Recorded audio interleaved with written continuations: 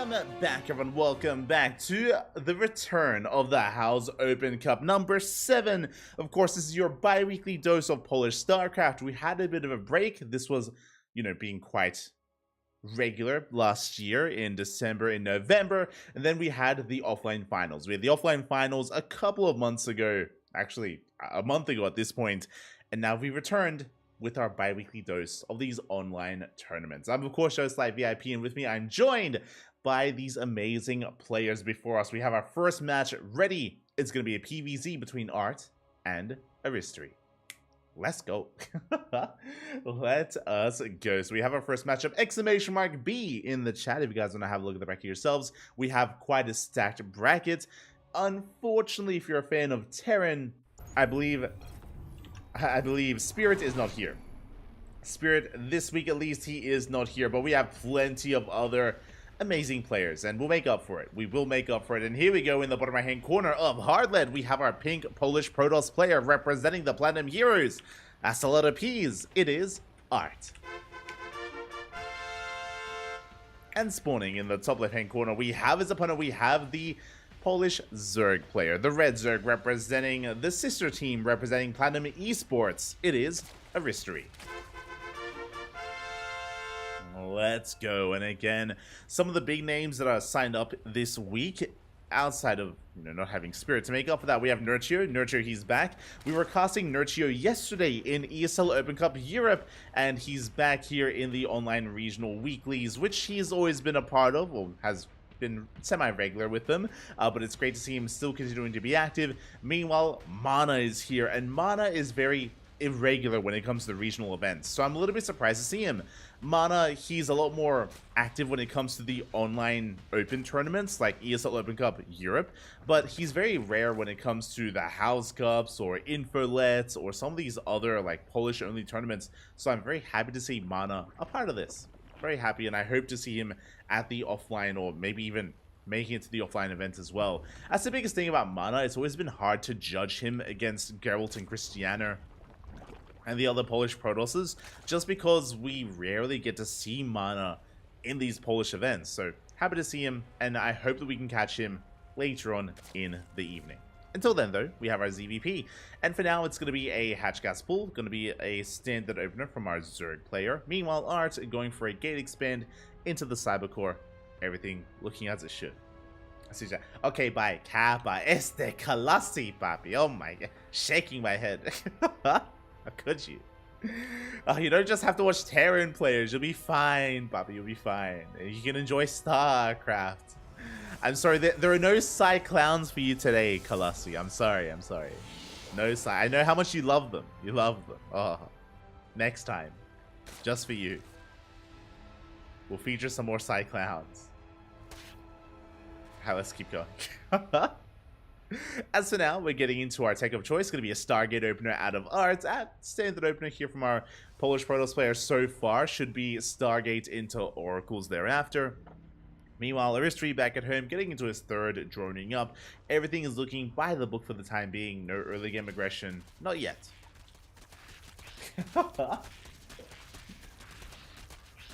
Oh, the clown dance. It's beautiful, Bathi. It's beautiful.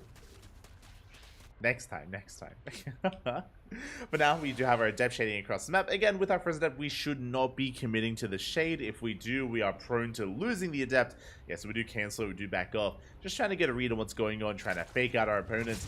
Basically, the power spike with this adept arrives when the second adept joins forces with the first. Then adepts can one-shot units. They can one-shot lings, they can one-shot drones, they can one-shot anything. At this stage, other than queens, of course, and they can be quite threatening, but we can see Art being quite conservative, pulls back the adept, does bring it back home, keeps it safe and sound here at the natural. There we go, before moving out with 2. Meanwhile, behind this, we should be expanding and taking the third base, should be on the horizon, as we're going to be harassing here with adepts and oracles. The first oracle does get across the map. We're going to be threatening these mineral lines. Aristory, so far, how good is the defense? We have 2 queens at the natural, we have 2 queens in the main. 2 queens apiece. The drones are going to get caught transferring. Oh, we get 1. So far, good stutter step micro here out of Aristory. He does get a lot of damage done on that Oracle. Very nicely done here. only loses one drone. The Oracle barely does survive. Behind this, interesting. Okay. Do you have the second Oracle going to be threatening that third base? Looks like we can get one drone. One drone does fall. We should be able to force a cancel as well. Up!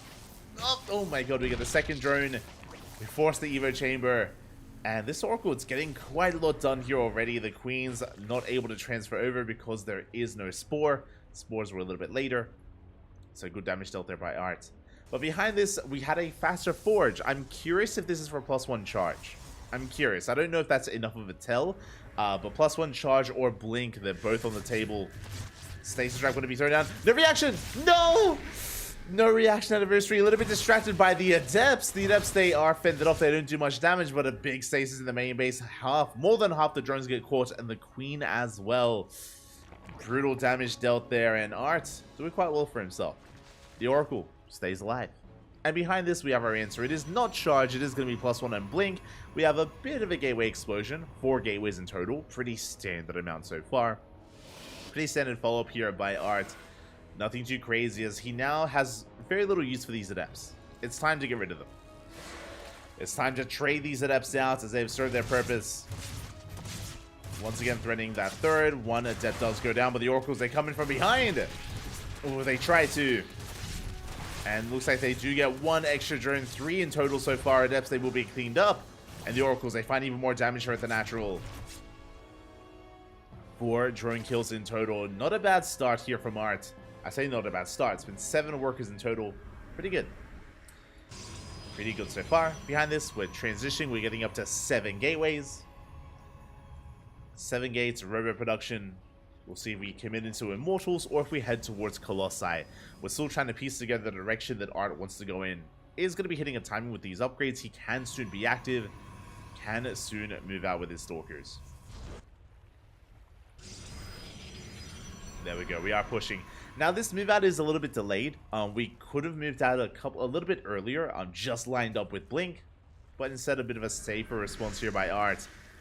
Now pushing forward, applying quite a bit of pressure here. So far the drone count's looking good, looking solid for our history. We do get a roach. Oh, we get a second roach as well. Big pick off. Stasis Trap goes off. We can keep pushing. And we do get a bit of damage on those Queens. We don't quite commit. Really feeling it. Gonna be pulling back. Meanwhile, Aristry behind this, taking up even further. He started off with laying Roach. He survives, and now he's going into Hydras and an Infestation Pit. That could lead into Hive Tech, into Lurkers. Could. We'll see if we get there. As Aristry has had a hard time joining. I mean, Art, he's up in Workers, which is terrifying. He's up in Workers, up in Probes. Aristry just now getting his 4th base, soon to be saturated.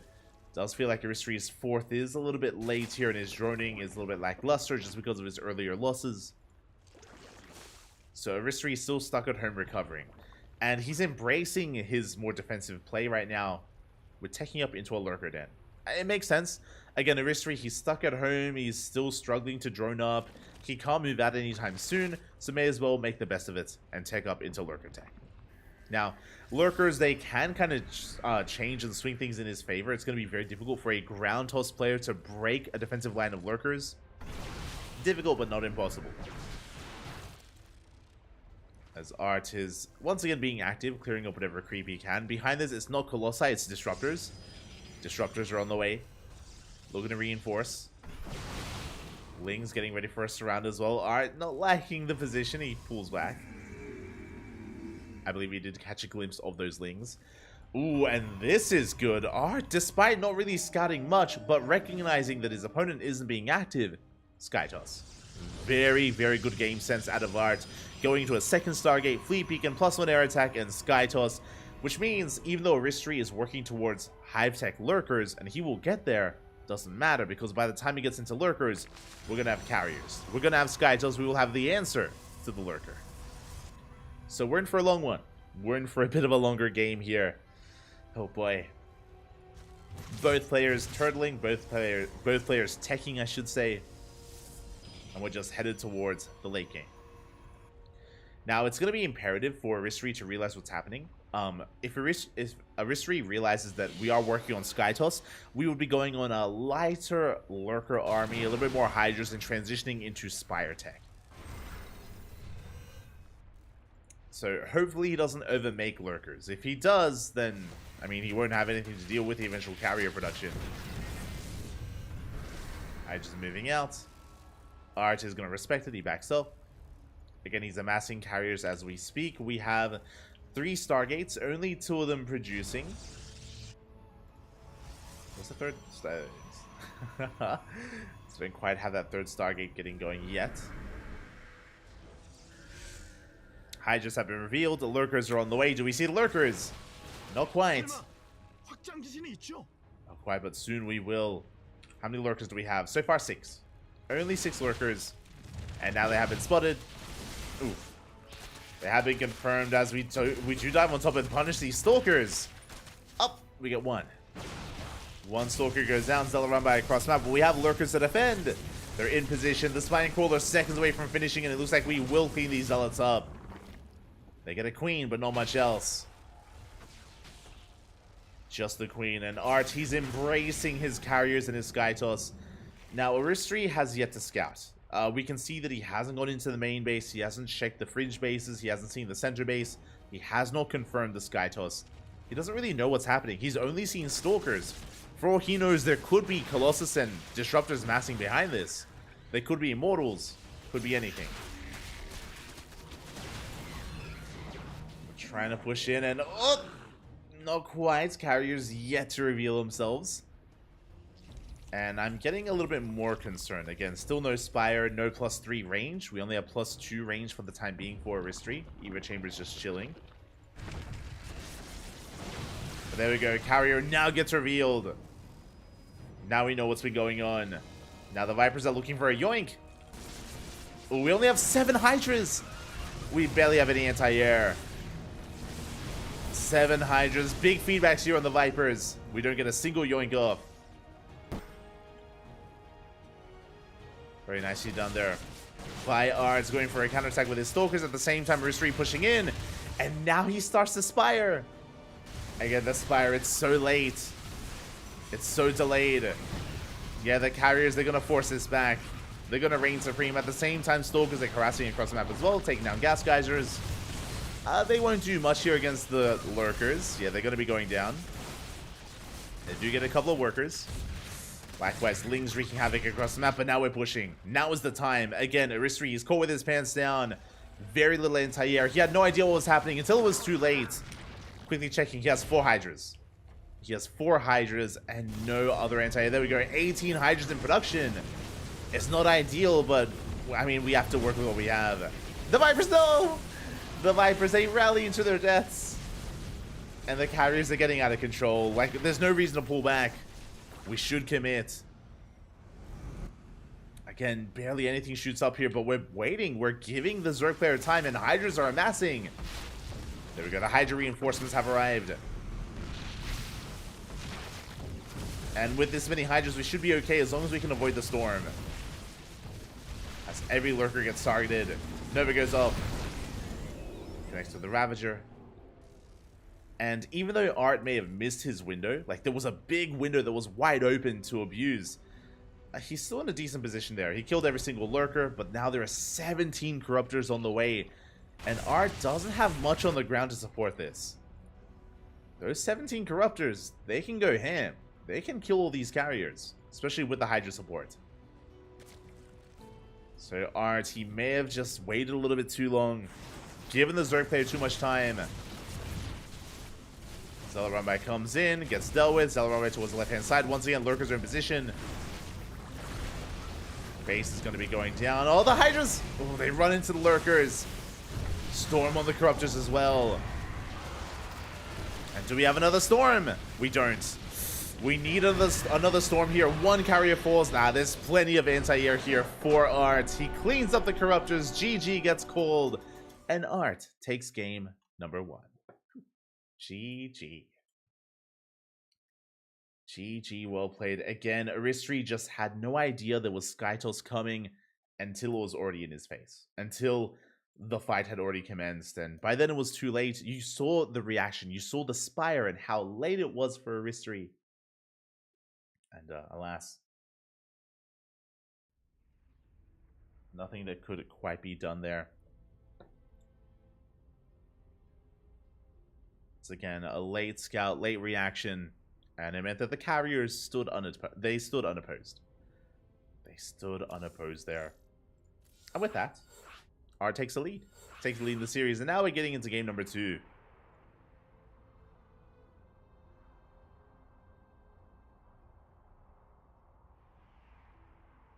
Getting into game number 2 here. And the game is going to be on H.4.0.S. Let's go. Let us go. Quite a large map. A map that honestly is quite conducive to the playstyle that we just saw. If we wanted to get up into Lurker Tech and rush into Sky Toss, this would not be a bad map for it. I'll be honest. Not bad at all. But we'll see what kind of direction our players want to take us in as we're leading into game 2. We are spawning into our game. But again, hope everyone in the chat has been enjoying themselves. Hope everyone has had a great day. Great morning to come, a great evening even. And here we go. Game number 2 is here and spawning in the top right-hand corner of H.4.0.S. We have our pink Protoss player representing the Platinum Heroes from the land of Poland. It is Art. One game away from advancing on into the semifinals, and spawning in the bottom left-hand corner, we have his opponents. We have the red Zerg player representing Platinum Esports. Yes, a fight back here and now to force that ace match. It is Aristry. The pressure is on.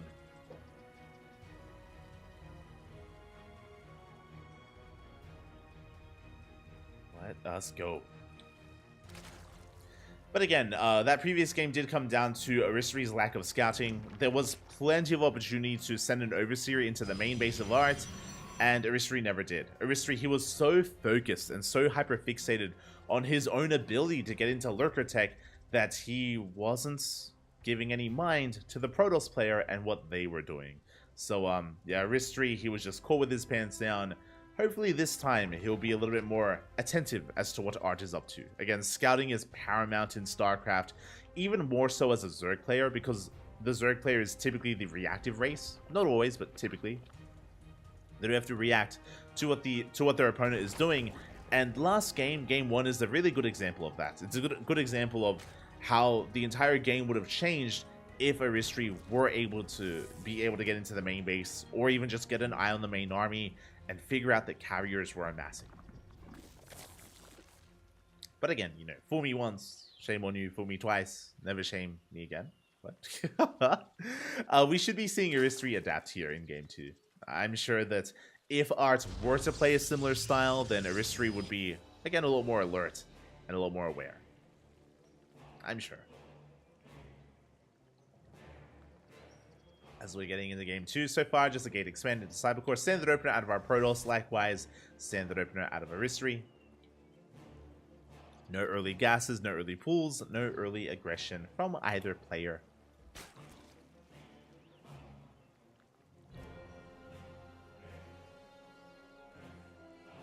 Oh, I spoke too soon. Are we pulling the boys? We're pulling the boys as we're going all in. We're going for a link flood across the map. Let's go. We did pull out a gas, but we have not made a single drone all game. We're going to be going the long way around. If we had the Zolnaga, we'd be aware, but I believe Art, he went Stalker first, not Adept. He's staying back at home. He has no idea what's happening. Probe is coming in. We get eyes on some Lings, but that's not enough of a tell. But we will confirm the lack of third. That will be a sign of things to come. No third base. Alarm bells should be ringing. Shield battery's on the way, but it might be too late. Again, the shield battery, because we saw the lack of third base. Adept comes out. We fully wall off. Up. The drones, they get onto the other side. Adept is going to be focused down. Boys are being pulled. Boys are being pulled, but the Adept, it should fall. Just barely. Lings, they're slowly breaking in. Another Adept is halfway through. It's halfway done. We're going to be able to break on through, get on top of the shield battery, on top of that Stalker, but the shield battery does finish. We have an overcharge. But it's surrounded. It gets surrounded. There is no overcharge. We dive on top of the pylon. There is another Adept. But Link Speed kicks in. The wall's on a wall. No shot. The gateway's misplaced. The wall, it's wide open, and we break through. We depower the gateway. We bust into the main base. Oracle is out, but probes are falling. Ay, ay, ay. Again, I mean, the Lings, they could just run in if they really wanted to. This one Ling on A move, it's stopping them from getting in. There we go. And GG gets called. Aristry ties up the series 1-1. We're going to the ace match. GG. Again, we saw a decent reaction out of Art, but unfortunately did misplace that gateway. The wall was not a wall, it was wide open, and even Aristry wasn't fully aware of that, so you can see even towards the end he was delaying his push. But regardless, the floodgates were left open, and Aristry was able to break on through. What's important there is that Art went Stalker first. So because Art went Stalker first, it meant that his scout across map was delayed. If he went for an Adept, the Adept would have shaded across the map, and we would have gotten eyes on the lack of third base and the lack of saturation a lot faster.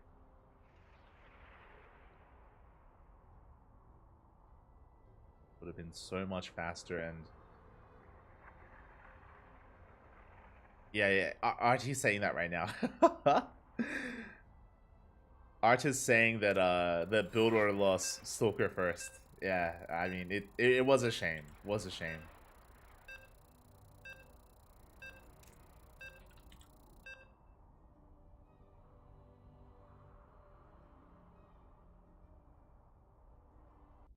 So Art's lamenting a little bit about his opener. And now we're getting into our next game.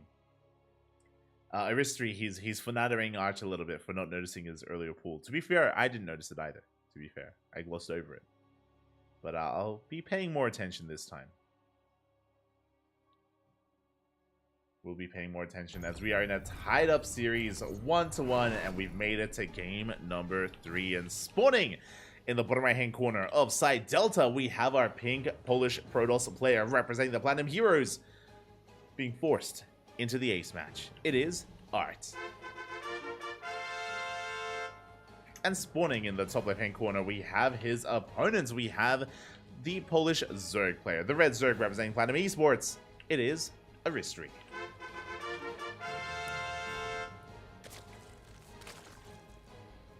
Okay, here we go. We're getting into that third game. And I imagine that Art is going to open Adept first again. Or he's going to revert back to Adept first, as he doesn't want to get caught out. We are heading out. 9 months of papi. ¿Qué tal? ¿Cómo estás? 9 months. Oh my god, thank you so much. Thank you so much for subscribing for those 9 months. We've made a child. Thank you so much for the support. We do appreciate it. Do appreciate it, Phasor213. Phasor or Fasor. Gracias. Bienvenidos. Thank you so much for the support. I do appreciate it. Hope you've been enjoying your time here. Hope you enjoy the emotes. Hope you enjoy the content. Hope you enjoy the casting. As of course, we're still in the early hours of the night, in the early hours of this tournament. If you're just tuning in, this is our bi-weekly Polish tournament. It was on a bit of a hiatus because of the offline finals. There was an offline finals in Poland a month ago, just before IEM. Just before IEM Katowice, there was an offline finals. We casted it live on this channel. It was great to see Christiana and Spirit and Laser and everyone congregating together. And yeah, it was just a really cool to see the Polish community come together offline in Warsaw at House. And now we're continuing into our next season of online cups for our Polish players. And we will see where this takes us. For the time being, Stargate Opener. Stargate Opener out of Art. Should be going for Oracle production. Likewise, it is going to be Adept first this time from Art, so he will not be caught with his pants down. Probe going to be scouting across the map. Link speed is on the way. Aristry is running, and Aristry is taking his third. So standard game here out of Aristry. He's not going for a Link Flood. Not this time. Not this time. Also, hello, Flipper Flapjack. Hello. Flip it, Papi. Flip it. Hope you're doing well. Good morning. Good morning. I'm assuming it's morning in the land of the Americas. Shema. As the Stargate does finish up, Oracle's on the way, so a pretty standard setup here from Arch. Just going to be harassing with Adepts, harassing with Oracles. As I say that, we have our 2 Adepts here. Still chilling back at home before moving out. And it looks like we're going to be getting into a much more standard passive early to mid game here. Aside from the Link Flood that we saw in the last game, where we're calming things down, we're chilling out, we're all good. As the first Oracle does move out. Now in game 1, Arch was able to kill 7 drones in total. That was with all the Oracle harass, that was with all the Adept harass, as we throw down additional gateways. A second and a hidden 3rd gateway here in the main. Interesting. That 3rd gateway is not of the norm. We don't usually invest that heavily here. So I'm curious if we're going for Glaive Adepts. I'm curious if we throw down the Twilight Council without a Forge. We shall see, as this does delay the 3rd base. The 3rd is now on the way. Meanwhile, that's a fast lair. Ooh, a 4-minute lair timing. Aristry, what do you have in mind here? With a fast lair, it can lead into a Nidus, can lead into earlier gases and something like faster Hydras. Oracle gets in. We do get 3 drone kills, though. A good amount of damage dealt already. 3 drones, and we should get eyes on the fast lair. But we don't. Uh-oh. We don't check. Oracle's headed towards that 3rd. So far, 3 drones is okay. We're flooding Lings. It looks like, yeah, Link Queen Nidus all in. We have the Overlord poised in the main base. We have another Overlord here towards the natural. I'm feeling a Nidus. Or drop a Lords. One or the other. As, yeah, we're just flooding Lings right now. 28 more Lings. Jesus. Oh, my God. That's going to be a lot of Lings. And a lot of Queens. Yeah, the Nidus Worm show us as the lair is now done.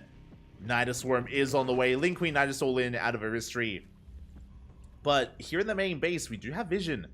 Our pylon is set up so we can see everything in the main.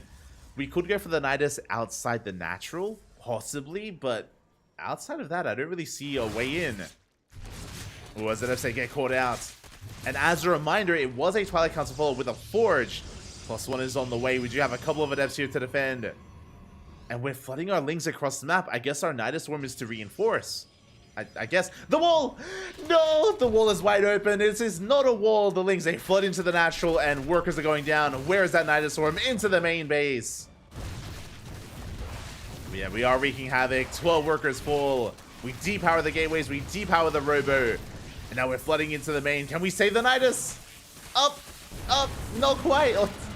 Not quite. The Nidus will fall. Backup Nidus on the way. Arch, he barely gets a kill. And he will not let this Nidus finish. But probes are going. Oh my God, so many probe kills.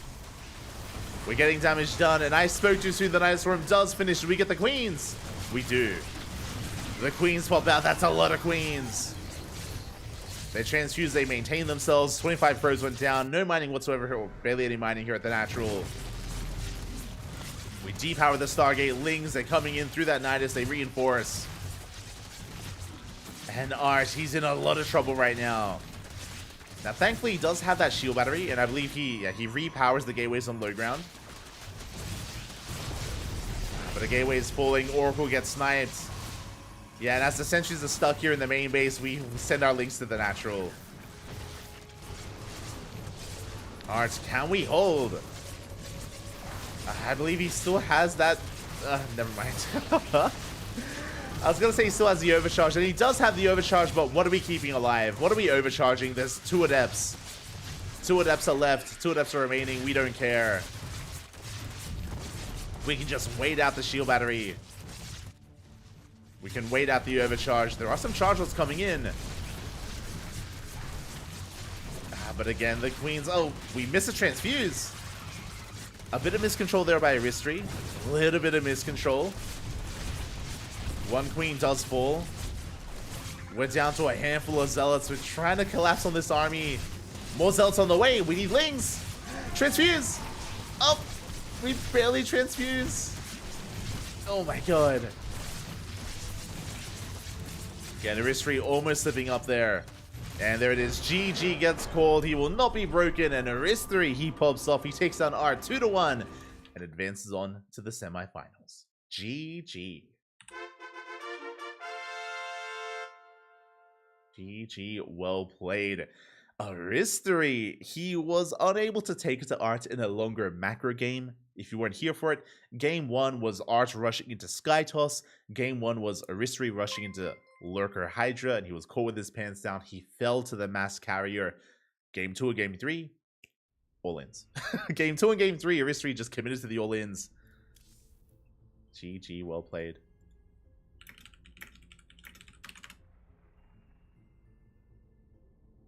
Congratulations here.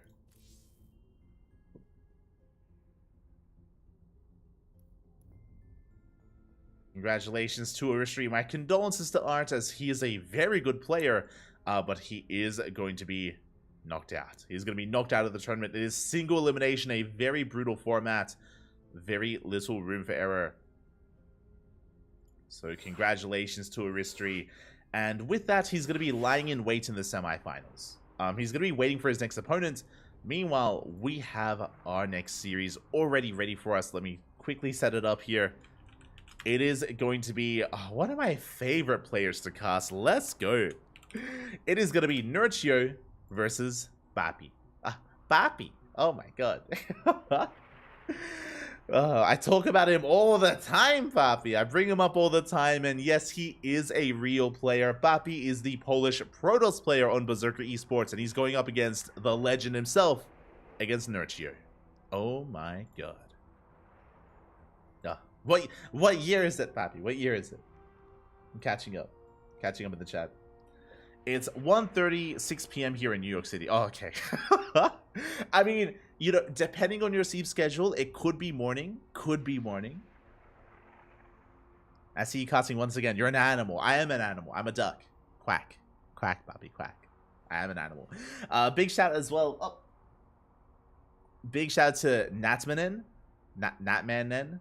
That's an interesting arrangement of letters. But thank you so much for subscribing with Twitch Prime for 2 months. Quack.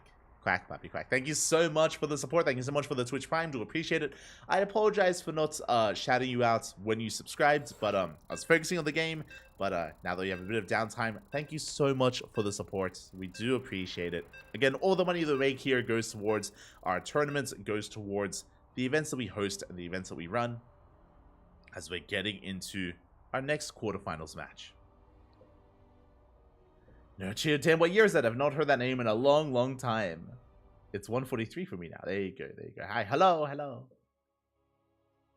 Hello, Hong Kong. Miro. Ciferofe. ¿Qué tal, qué tal? Oh, fala, papi. Fala. Fala, galera.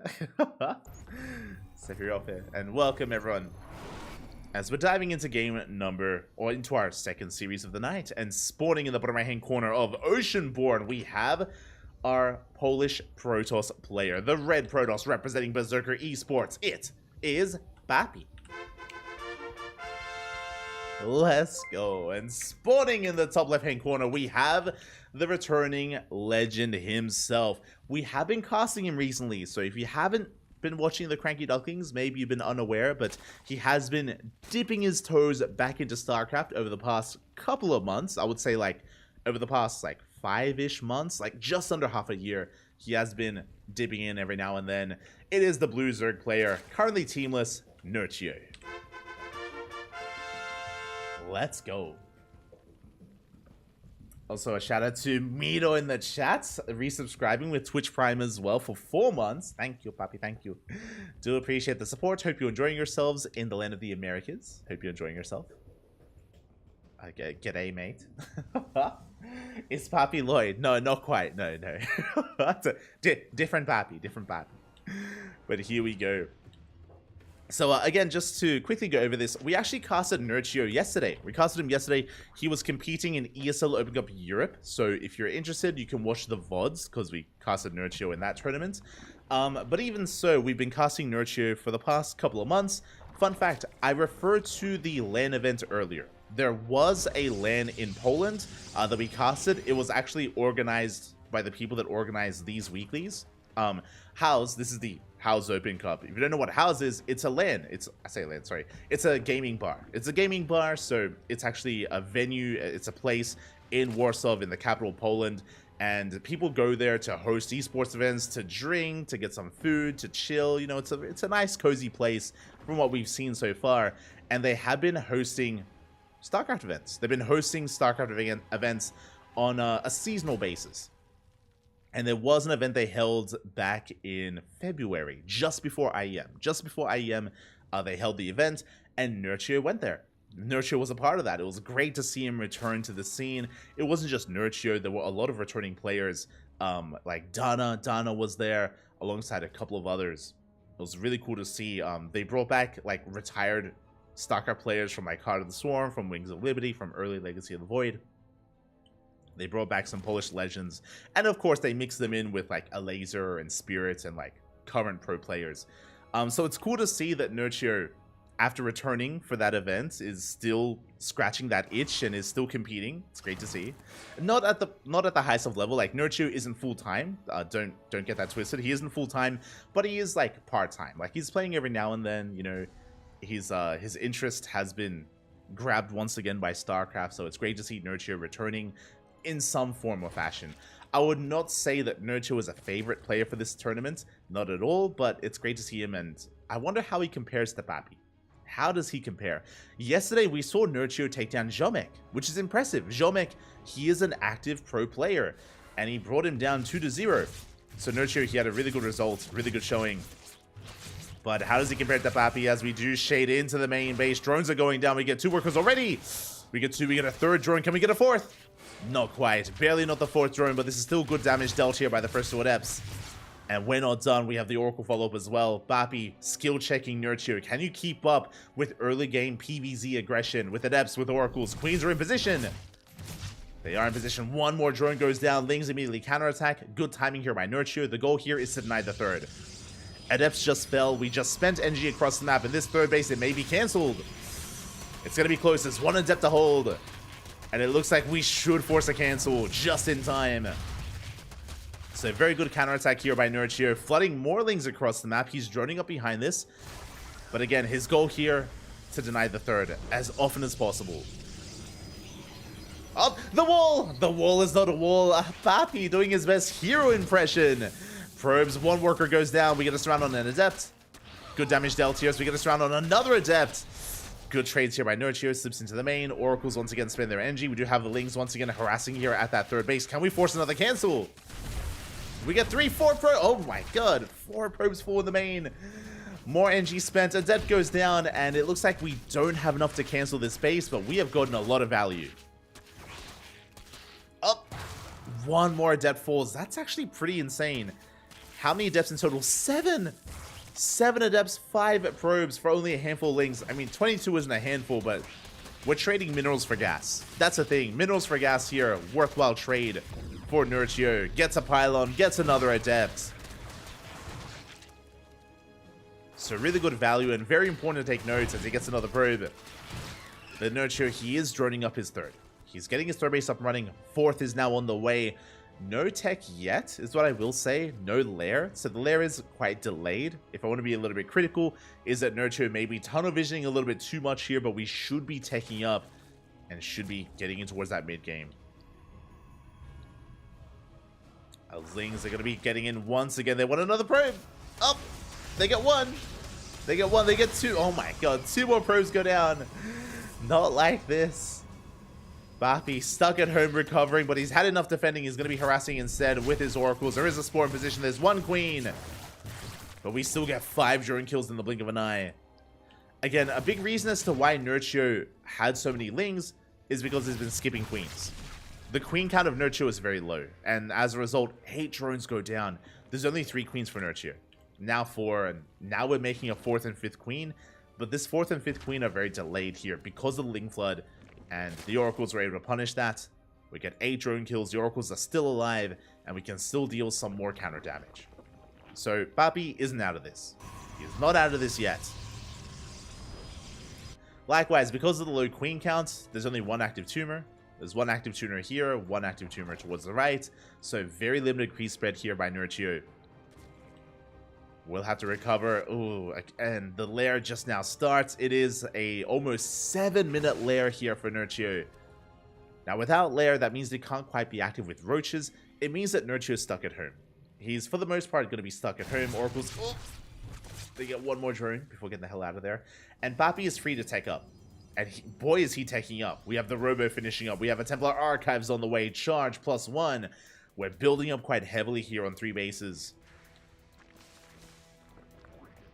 And Nurture can't really do anything anymore. Now this base is fortified. We have Shield Battery, Cannon, Overcharge, Sim City, and soon to be a 4th. There it is. 4th is now on the way. Oh! Will be thrown down. Now Nurture, he does get eyes on that 4th. He wants to deny it. You can see he wants to deny that 4th base. He's making 16 roaches. That's a lot of roaches. But no roach speed. Remember, because of how late the lair was, late roach speed, and we are taking up heavily ourselves. Roach speed, Hydrogen, Infestation Pit, Bailey Nest, it's all been thrown down all at once. Nurture is getting ready for a longer game. Whew. So, strap yourselves in. The chaos subsides for a moment, and we're getting into a longer game. I'm all for it. We get 2 more drone kills. We recall back home. Very nice control so far here out of Bappy. He has not lost a single one of his oracles. You can see how much value he's squeezed out of them. They're barely alive, but they're still alive. That's what matters. That's what matters most right now. As they're throwing down stasis traps, more cannons, more shield batteries, we are turtling up on 4 bases. And we are building up a death ball of an army. Now, this is very Christianer. This is a build or a playstyle that has been permeating throughout the Polish Protoss players, from Christianer to Ziomek to Geralt to Bappy to everyone. It's Chargelot, Archon, Immortal Storm.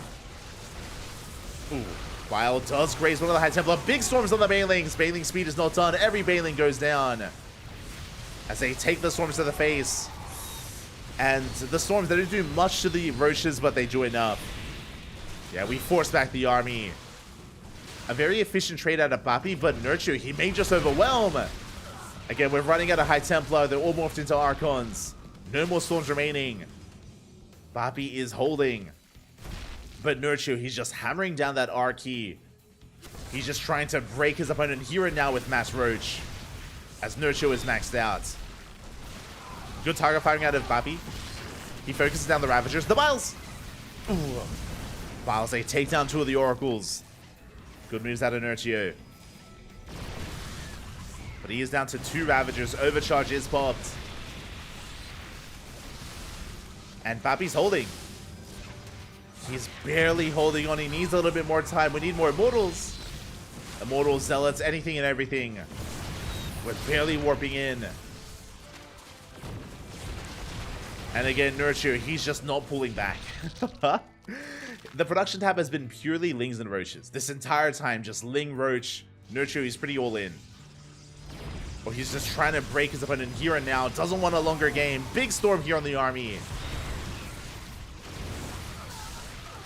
But reinforcements are coming in from behind. And again, it may still just be too much. Another storm on the Roach Ravager. 2 storms on the Ravagers. But the Lings are going to surround on the Immortal. 1 Immortal falls. There's no War Prism to juggle. And Nurture, he has done it. He's broken through. Boys are being pulled. There's 1 Archon left. 0 Archons left. The army has to pull back for a moment. At the same time, a big Zealot counterattack. Bold move out of Bappy. Very bold move going for the Zealot run by. Does catch out some drones, and it drags Nurture all the way back home. He's forced to respond, and this is giving Bappy some valuable time right now to rebuild. More Immortals, Archons. Again, I would love... There we go. Second Robo. Bappy trying to spend his resources here. Big warp into Zealots. I would like to see more site defense to replace the cannons and shield batteries that we lost. As Bappy goes for another Zealot run by. He's spotted by Nurture. Is going to be hunted down. And Bappy, he throws down 2 more Robos. Oh my god. But I mean, Bappy, he's holding, and he's on 83 probes. Like, he has a good economy, and now we're transitioning. Lurkers. Lurkers are now on the way for Nurture. Second Hydrogen, I think by accident, but second Hydrogen, 2 Lurker Dens throw down. Nurture maybe a little bit frazzled because he was not able to kill Bappy. And he should have, right? He was so close to breaking the Protoss. But Bappy survives, and now Nurture, he's working towards Hive. So it's going to be Hydra Lurker Viper, most likely, that Nurture is working towards. A pretty solid army composition. Meanwhile, the name of the game for Papi, can we take a fifth? A fifth that is now covered in creep. He's going to try and expand here towards the left-hand side. Trying to take the linear fifth base. At the same time, Nurture getting ready for his own run by, but the results in position. No shield battery. No shield battery. Get us around. We do warp in time. And as Papi's being dragged over, we do have a second army catching the... Ooh, almost catching the High Templar. Almost. He's going for the base instead. A base that doesn't quite exist. Oh. So Nurture, he's doing a good job at harassing, but leads out a couple of Roaches and Ravagers, and Papi is maxing out. Like, a Protoss can max out on a 4-base economy, or even on a 3-base economy. So Papi, he's closing the gap in supply. Remember, in the earlier defense, Nurture, he had like an 80 supply lead. Like, he had a mass amount of Roach Ravager. But that supply lead, it's getting smaller and smaller. Like, Papi's closing that gap. Moving out with his army. Catches out some Overlords. At the same time, Nurture going for a counterattack, though. He ignores it. And he catches some Immortals. Gets one, gets 2 Immortals for free. At the same time, Lurkers are caught out as well. Trading Lurkers for Immortals. Turn back around. Good Storm on the Lings. At the same time, a Zealot run by runs into Roaches. Ooh, and Papi, this is really risky. He's pushing deep onto creep. And he's going to get surrounded. Decent Storms. We're still pushing in. And it's not going to happen. Too many reinforcements. Good Storms, but we have to get the hell out of here. As Zelromai gets caught out once again. And Papi is racing back home. And what are we working towards? Sky Toss. Stargates have been thrown down. Fleet Beacon. Papi takes his 5th base and we're working on carriers. And now Nurture is in a bit of trouble. Nurture, he may have Lurkers, but carriers, they don't care about your Lurkers. Lurkers do not shoot up, and Nurture has no idea. He's morphing most, if not all, of his Hydras into Lurkers right now. He's down to a handful of Hydras. Lings, they do get in. The Lings, they annihilate that mineral line. 16 probes go down. Oh my god. That was a lot of economic damage. Papi caught out of position. And that's the difficult thing about this linear 5th base, is that it's very out of the way. It's very difficult to actually spread yourself and defend your natural, defend your 4th, defend your 5th. It's a lot more spread out. So we'll see if we can, as Nurture is going for a big Lurker run by. We're waddling in.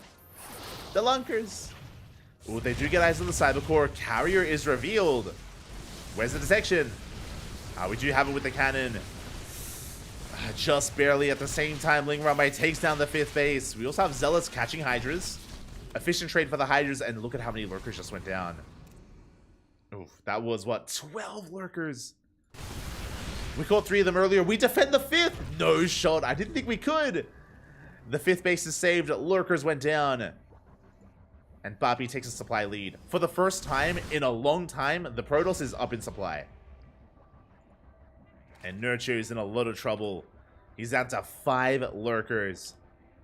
And you can see that he's trying to remax on Hydra Viper. He was not ready for this. He was not ready for the carriers.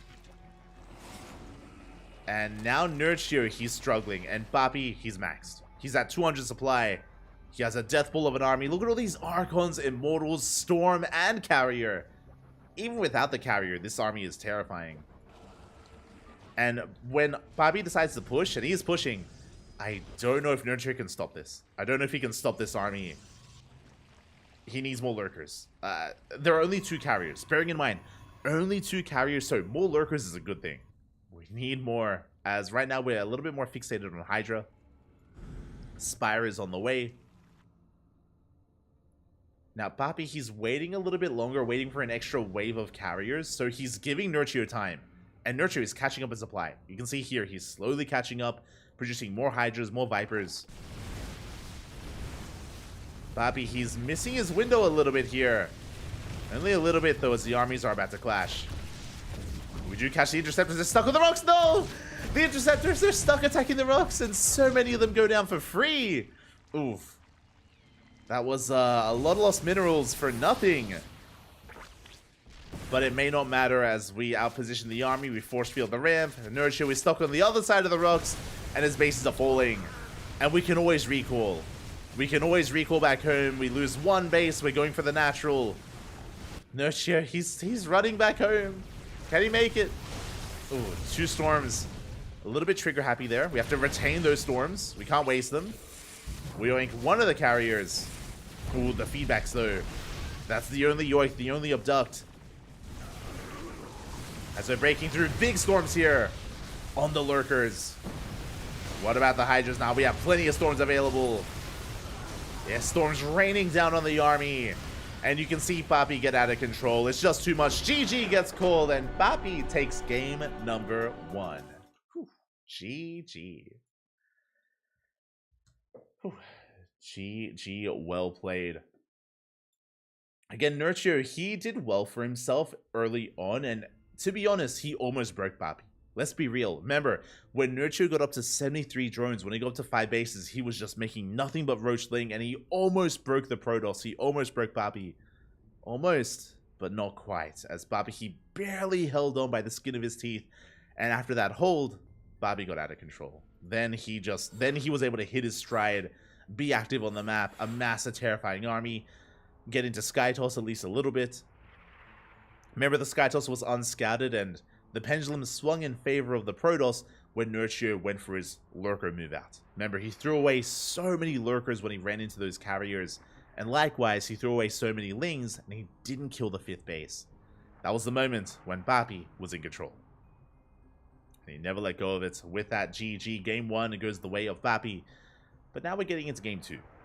Getting into game number 2, and we'll see if we can force an ace match, or if Papi does take it and advance on into the semis.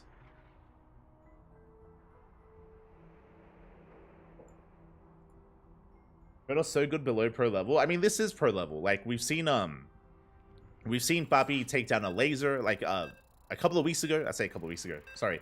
A couple of editions ago, we had a finals between Papi and a laser, and it went all the way to game 5. It was really cool to see Papi and a laser trade blows and go back and forth.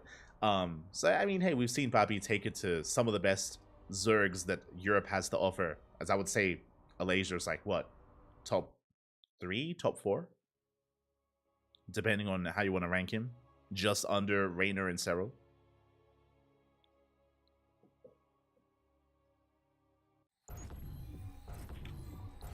But here we go, we're getting into game number 2, and spawning in the bottom left-hand corner of Solaris, we have the red Protoss player representing Berserker Esports, leading the series 1-0. It is Papi.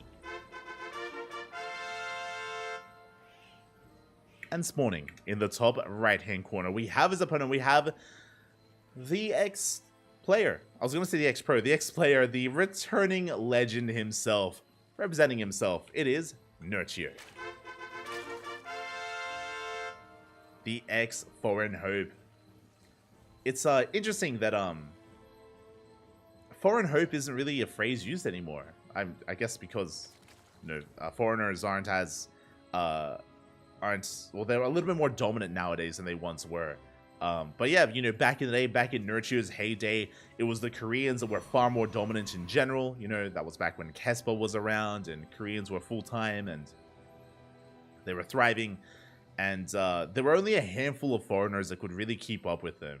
Nurture was one of them, Scarlet, Bunny. When I say Bunny, I'm referring to the Danish player, the Danish Terran player, Bunny, Nee back in the day, Snoots. Remember Snoots? Yo, I miss him sometimes. That was back in the day of the quote-unquote foreign hopes. Stefano, of course, he had his time as well.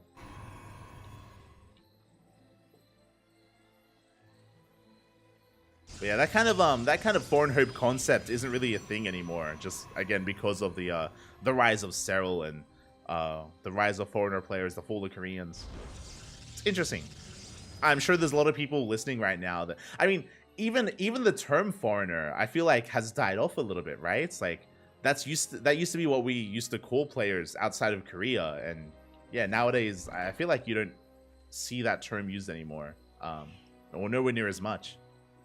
That's crazy. Crazy how time flies and, like, in general, StarCraft has changed. Crazy.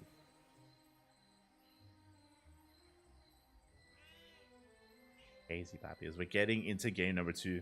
For now, gonna be a Stargate opener. Stargate here at a Pappy. Should be for an Oracle-based opener once again. Meanwhile, Nurture chilling back at home, going for a Hatch Gas Pool, going for the unnatural natural here at the third base location. Forced to be a little bit more uncomfortable early on. But we have noticed that Nurture has been really enjoying, he's been enjoyed being really Ling heavy early on. We saw last game, Nurture, he was doing so much in the early to mid game. He denied the third base twice. And he got into the natural, he was killing probes, he was killing pylons, killing adepts. Like, the early game Ling aggression from Nurture was insane. Nurture was doing so well for himself. But, Pappy did stabilize. Pappy was able to stabilize over time. And the early game advantages that Nurture had didn't really matter anymore. They weren't enough to really keep him going. So we'll see how Nurture adapts.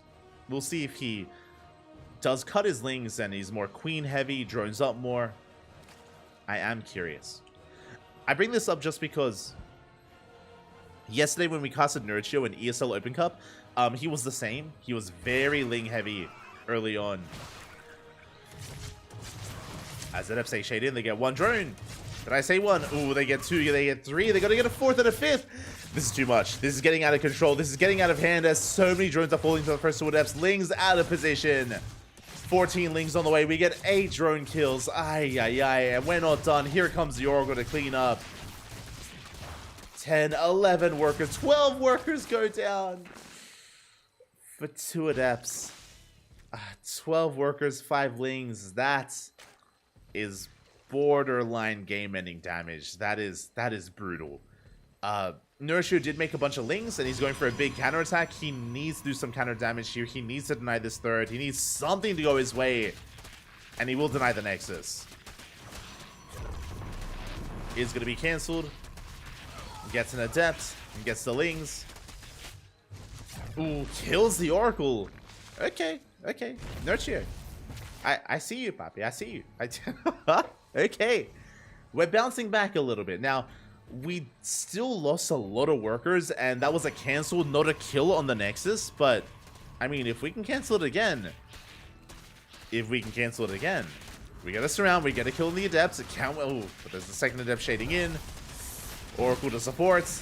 We barely get the Adept to get a probe as well, but we will not cancel the base. Pappy, I would say, still has a lead, and he extends that lead even further here. Second Oracle moves out, 5 more drones go down. Not like this. Again, we only have the 1 spore in the main base. How many queens do we have? Only 3 queens. We spoke about this in game 1, how Nurture has been very light on queens. That's why he's been able to afford all these Lings. But because of the lack of queens, the Oracles, they've been wreaking havoc. And now we're throwing down spores. But now it's too late. Like, we've already killed the drones. And I would say more than anything, these spores are hurting Nurture a little bit more. As you have to reinvest, we lose 2 more drones. Because we made 2 more spores. And it's on Nurture to recover. It's on Nurture to drone up as best he can. Take his gases and minimize his losses. Pappy is still on 3 Oracles. Oh boy. Which means we can ignore a spore. How many queens do we have? 3. We still only have 1 queen for each base. Oh boy. Yeah, we catch the 4th. And it looks like we do have enough DPS to potentially force a cancel. Queens are waddling over. The queens are on the way. It's going to be close. It's going to be canceled. Unless we run out of energy. We run out with 1 Oracle. Oh, it's so close. We force the cancel in the end. Big catch there by Pappy. Cancels the hatchery. Back at home, we're working towards Blink and +1. A standard transition out of our Protoss player. Meanwhile, Nurture back at home, getting into his own Hydras, getting into Banelings. Okay, interesting. So it's going to be Lingbane Hydra out of Nurture instead of Roach Ravager. Interesting choice. I mean, with this can be ideal against Blink Stalkers specifically. But it's going to take a while to really get going. And the army's here, and Papi, he already cancelled it once, and now he can cancel it again. It's snowballing out of control. The dominoes, they've been starting to fall one after the other. Oracles, they bust into the natural. We cancel it. That was a kill. That was a kill, not a cancel. 300 minerals down the drain. Big loss there for Nerchio. He's gonna get us around, and he will force a cancel across the map, but denying the fourth is not the same as losing your own fourth. As a Zerg player, is not the same. Nerchio takes a big loss there. And I would not be surprised if he just goes all in from here. If he gets a fourth base, it may just be for Larva, and he may just stay on 66 workers, just mass up Ling Hydra, and just send it. At this point, that may just be all we can do. Oh no. As we are retaking that base. Oracles, they barely don't spot it, thankfully. So Nerchio, he's going to be able to try to get this base up and running. Stalkers, they're repositioning once again. Papi, he just checked the northern base, saw that it wasn't taken. Now he's checking the center base. Now he's making his way over towards the fort. Nerchio, though, this time he's in position. The Hydras, though, they're so exposed. Okay, we have to be careful. Adepts, they do manage to harass across the map. Hydras. Oh, massive stasis trap. Aye. We can dive on this, and we will. The Hydras, they're so exposed. They're going to be hunted down one after the other. Papi. Yeah, that's another kill on the hatchery, and things are looking bleaker and bleaker here for Nerchio. Loses 10 drones here to the Adept harass. Stasis trap does run out, but he is denied the fourth time and time again. And this time, Papi, he takes his own fourth. He's up at base. He's on his 4-base setup. Storm is on the way. Now, that's the big thing that we're missing here. Splash damage. Specifically against Ling Hydra, we need Disruptors, or Colossus, or Storm. Pick your poison. You know, either one. We need some kind of splash damage here for the army, and Papi, his choice is Storm, but he needs time. He needs time to get into Storm, and we have rushed into Lurkers, by the way. These are 0-0 Hydras, 0 upgrades here for Nerchio. He's all in completely. The Spine Shots. Big Spine Shots here on the Stalkers. Revelation just now does connect here on those Lurkers, though. They are spotted. Like, this is Nerchio's time to shine. He can still pull this off. He's just all in. Oh my god. He's just all in here. Slowly laying siege upon this fort. Now, what I will say is that this fort doesn't matter. We don't need to hold on to it. As Nerchio is all in on 3 bases. We blink on forward. We dive on the Stalkers. Take some big spines to the face. Oh my god. Expensive losses here for Papi. Losing every single Stalker. That blink was not it. And Nerchio, have we done it? We have broken the base. Again, Papi, a little bit too cavalier. A little bit too excited there. Blinked on the army. Loses everything. And Nerchio, we gotta keep going. We have to keep pushing. Again, there's no turning back. We lost so many Stalkers. If we still have the Stalker army, we can defend 100%. We could clean this up, but not anymore. Papi trying to take the southern base instead. Everyone's gonna get eyes on it. Charge is done. Immortals are coming out. Ooh, and it looks like with the help of the Immortals, yeah, we're breaking through. We are breaking through this. The power of the Immortal. We clean up every single Lurker. Papi holds. He does hold. Did lose his 4th base. Nerchio just now getting his own 4th up and running. Fun fact, Nerchio hasn't been droning. It is getting saturated, but that's just workers transferring over. It's just Nerchio running out of mineral patches in the main base. He just rotates over towards the 4th. Nerchio is still 3-base all in. And Papi, he's on 83 probes, but he's not mining. He's long distance mining. Papi needs a little bit more time. The longer this goes on, the better it is for Papi. Like Nerchio, we have to end it here and now, and he's going for the 4th base once again. He does spot it, and he will force a cancel. Yeah, Papi is out of position. Cancels the 4th. Nerchio, he's a little bit split up. He has to be very careful here. Ling Rambai runs into an Archon. Ooh, Ling's going to be cleaned up. Shield batteries are finishing up as well. Papi did double expand. Nurture, he denied 1/4, but can he deny the other? Lurkers do burrow. We need detection. Observer a little bit too far back. We get the revelation off. Yeah, big storm here. Oh my god. The storms on the Hydra, storms on the Lurkers. We clean up the Lurkers once again. And Papi, he reclaims his 4th.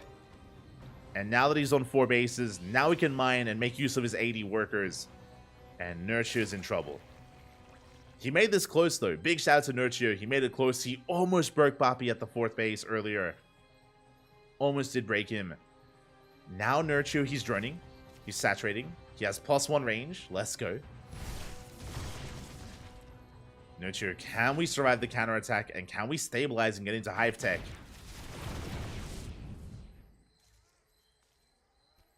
Can we stabilize? As we're working on a 5th. Uh-oh. Yeah, 5th base soon to be taken here by Papi. We have the Infestation Bit on the way. That's going to be for the eventual Hive.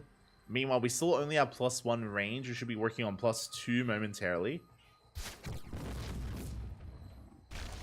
The Oracle does overextend. It's like a Lurker was harassing. 5th base on the way for Nurture. The game is settling, but as I did mention earlier, the longer this goes on, the better it is for the Protoss. As you can see, Papi is about to max out. He's about to max out. Nurture, he needs to catch the army off guard, or, I mean, he does spot it with the Changeling. Zealous, do force a kill, not a cancel in the 5th. Ooh, Lurkers are getting caught. We get 1, we get 2. 2 Lurkers go down. We're going for the base trade. We have Zealots hitting the 3rd. Papi going straight for the kill, straight for the natural. And remember, Papi can recall. Papi, he can always recall back home. Here come the Lurkers. They're going for the High Templar. We get the Storms. Big Spine shots. High Templar go down. But 1 High Templar survives. We have 1 Storm left. GG gets called. And Papi, he will take the series 2-0. Advancing on to the semifinals. GG. GG, well played here as Papi does take it. Big shout out to Nurture as he almost bounced back. There was a chance there when he was all in where he almost broke the back of Papi. Almost. You can actually see it here in the graph. Hold on. You can see Papi's the red line, by the way. You can see Papi plummet. That red line plummeting, that is when he blinked forward with his Stalkers. That's when he lost all of his Stalkers trying to kill the Lurkers. So Nurture, he almost pulled it off there and then. But that was his only chance, essentially, and did pass him by. Papi barely held. GG. Well played. Well played. Congratulations here to Papi. And now we find ourselves in another series. Oh my god, but no breathing room. No room to breathe. We find ourselves in another series. I need to very quickly set up there, as the StarCraft does not end. It's going to be another quarterfinals match, if I'm not mistaken. Is it quarterfinals or semis? Yeah, it is going to be another quarterfinals match between 2 Polish Protoss players. Get used to it. PvPs are the norm here in Poland. It's going to be Mana versus Christianer. Let's go. The old guard up against the new blood. I'm here for it. I'm ready for it. No, Mana, he was around back in the day, back when, or he's one of the oldest pro gamers, I feel. I say oldest pro gamers. I mean, he's been around for a very long time. Since Wings of Liberty, Mana has been competing. And we have his opponent, though. We do have his opponent spawning in the bottom right-hand corner of Oceanborn. We have our red Polish Protoss player representing Team Blazer. It is Christianer. And spawning in the top left-hand corner, we have his opponent. We have the blue Protoss player representing Team Liquid. It is the old guard, the veteran himself. It is Mana. Unlike Nurture, Mana never retired. Mana never retired. He's been around since the beginning of time. He's been competing. And for a long time, I mean, for a while, he was the best player in all of Poland. Let's be real. He was the best in Poland. That title has since been stripped away. And even nowadays, I mentioned before that I have a really hard time judging Mana compared to the other Polish Protoss players, just because Mana very rarely competes in these events. In these Polish events, we see a Laser, we see Spirit, we see Christianer, Papi, Geralt, they all go back and forth. Mana is a little bit less active in these online regional tournaments, in these online Polish tournaments, or even offline Polish tournaments. So I'm happy to see him here. It's great to see him partake. And can he keep up with some of the newer generation of Polish Protoss players? I'm talking about Christianer and Geralt. Like, nowadays, I feel like maybe they've surpassed Mana, but I said before, it's hard to judge. So I'm curious. I want to see how they compare to each other. Let's go. Let us go. As we're getting into a 2-gate opener here from Mana, double gate opener out of Christianer. So far, mirrored builds.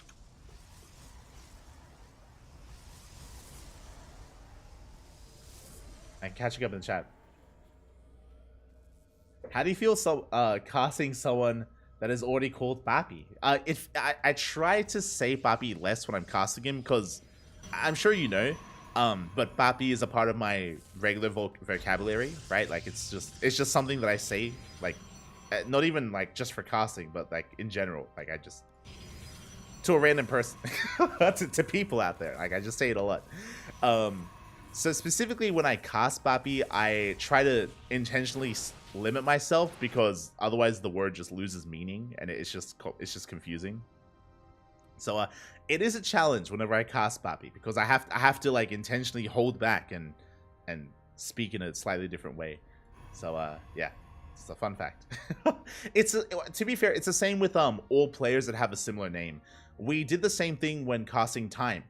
Back when Oliveira, before he name changed, when he was called Time, I remember both Yaku and I intentionally avoiding the word time when casting him. Otherwise, it would just again lose meaning and it would just be a jumbled mess.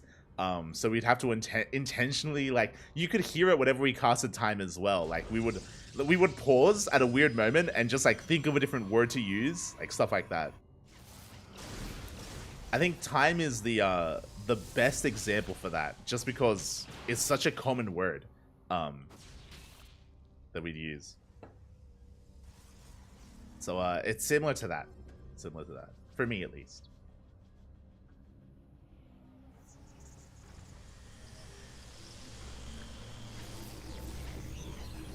As we're going to be coming in with a Sentry opener going for a Scout. Mana did opt to go for a Twilight Council before, or a Twilight Council opener into Blink. Likewise, Christianer, he did delay his Twilight Council a little bit further. Oh wait, no, my apologies. Is actually lined up just like his opponent.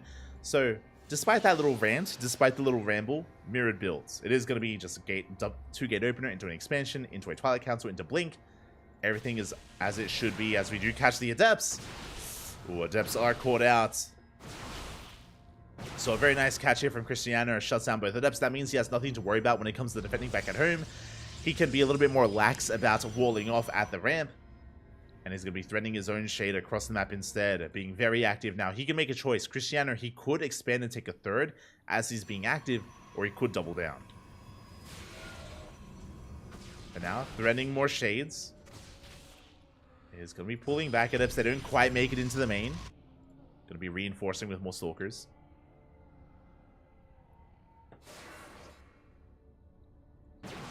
Oh, as Christianer, he outpositions Mana, gets a kill on one of those Stalkers. And a second as well. Trading 2 for 1. A better trade for Christianer. Again, just catching Mana on the low ground or under that ramp. And again, continuing to defend those shades. We can commit. 2 Adepts, they one-shot probes. They get 1. They go up, they get a second and soon to be a 3rd probe as well. Ooh, barely don't. But good damage dealt. And overall, Christianer, he's been in the driver's seat. He's getting his 3rd base up and running behind this. So he's up on bases, and Mana, yeah, just now throws down his own 3rd.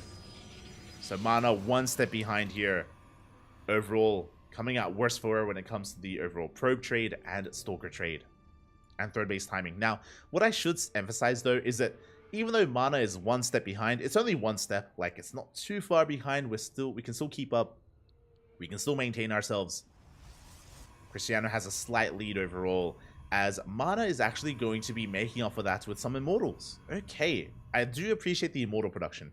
Basically, even if your opponent is up on Stalkers, an Immortal will help with that. The Immortal, it will make up for like a 3, 4, 5 Stalker deficit. So it can make up for an overall supply loss. As we take down the Observer, we're stabilizing on 3 bases. More Immortals are on the way. Cristiano, instead of investing into Immortals, we're headed towards Charge. We have Charge in production instead, so a very gateway-heavy composition, going Blink Stalkers into Charge lots. Hallucination Scout will confirm. Does get eyes on the researching upgrade here, and it should be Charge. So Mana knows. Upon seeing this, Mana, he could take straight into Archons. We could just skip Zealots and go straight into Archons to counter them. Stalker run by being set up. Cristiano not too far behind. And Cristiano, he was the first to take his 3rd. He's the first to take his 4th. 4th base is getting up and running. Mana just now saturating his own 3rd. So Cristiano extending his economic lead.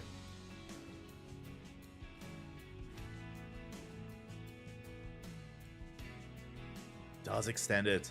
And the pressure is on Mana right now. The pressure is on to try to gain some value. I mean, with Blink Stalkers, we can outposition, and Cristiano, he moves out just at the wrong moment. And Mana moves in. Mana moves in, he gets 3 pro kills.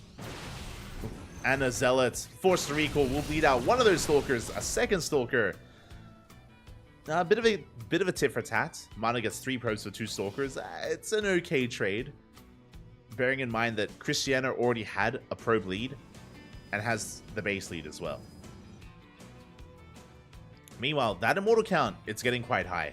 That's a lot of Immortals here from Mana. We're up to 4. We're building up quite a terrifying army, and if we don't have enough Zealots, I do want to favor Mana. Only if we don't have enough Zealots. If we can go for another big warp in, then Cristiano, he will have a more efficient army. Zealots, they do amazingly when it comes to tanking Immortal shots and tanking Stalker shots. They're there to soak damage. Here we go, we're collapsing the army. Good force fields. Very nice force fields here from Mana. Did trigger the overcharge though. That was a bit premature. As we're waiting at the overcharge.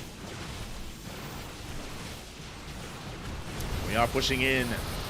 Force fields are down once again. Zealot's having a hard time engaging.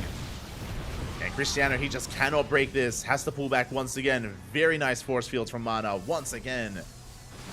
But they're running out. The force fields are running out. Now we can collapse on top of the armor. We focus down the Immortal. We get 1 Immortal. There's 3 left. And Cristiano, he just has an overwhelming army. He's snowballing out of control. Good juggling out of Mana.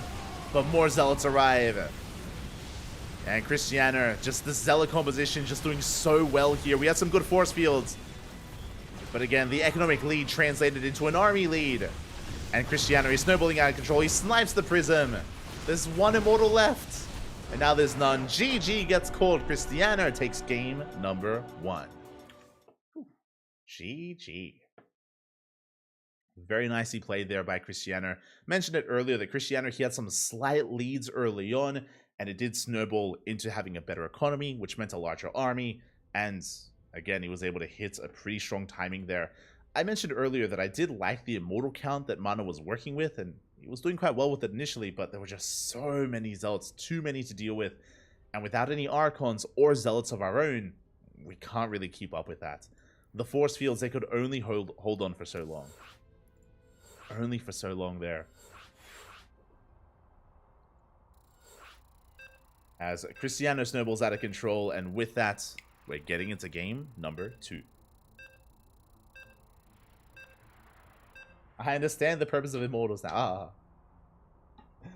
I mean, again, they're good against Blink Stalker heavy compositions, but like that's why in PvP you often sprinkle in and get out of pure Blink Stalker and into Zealots.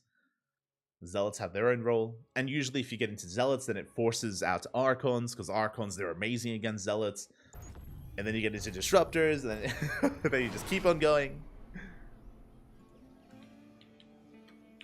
It's how PvP evolves over time, but here we go. We're getting into game number 2, and spawning in the top left-hand corner, we have our red Polish Protoss player representing Team Blazer.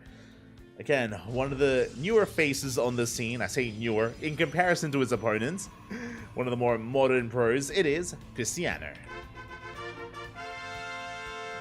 And in the bottom right-hand corner, we have the veteran himself, even dabbling his hand in Stormgate, competing in show matches, and of course, never letting go of StarCraft. Been around for a very long time, a legend in his own right. Representing Team Liquid, it is Mana.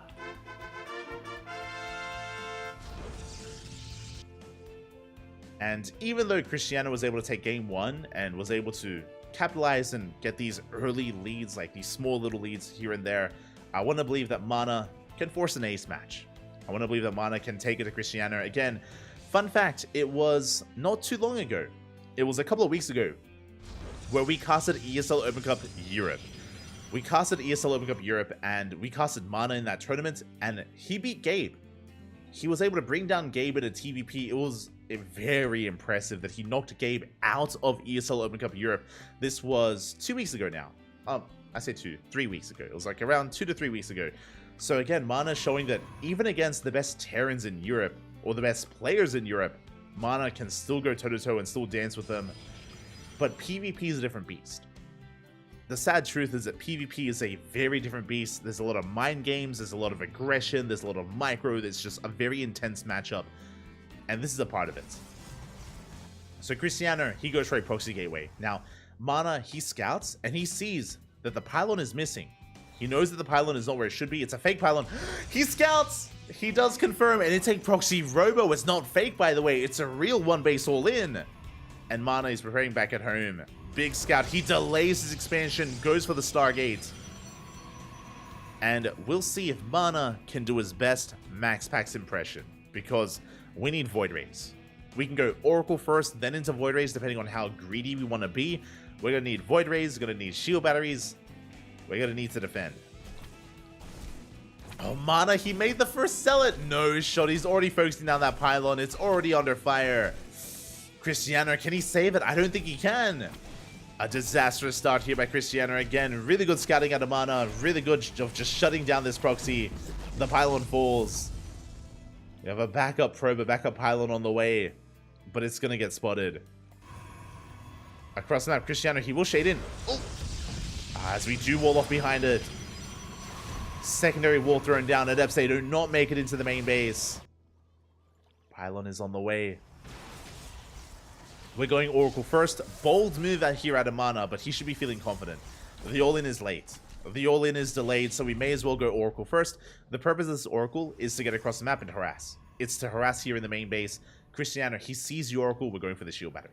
Shield Battery will keep the mineral line safe for now.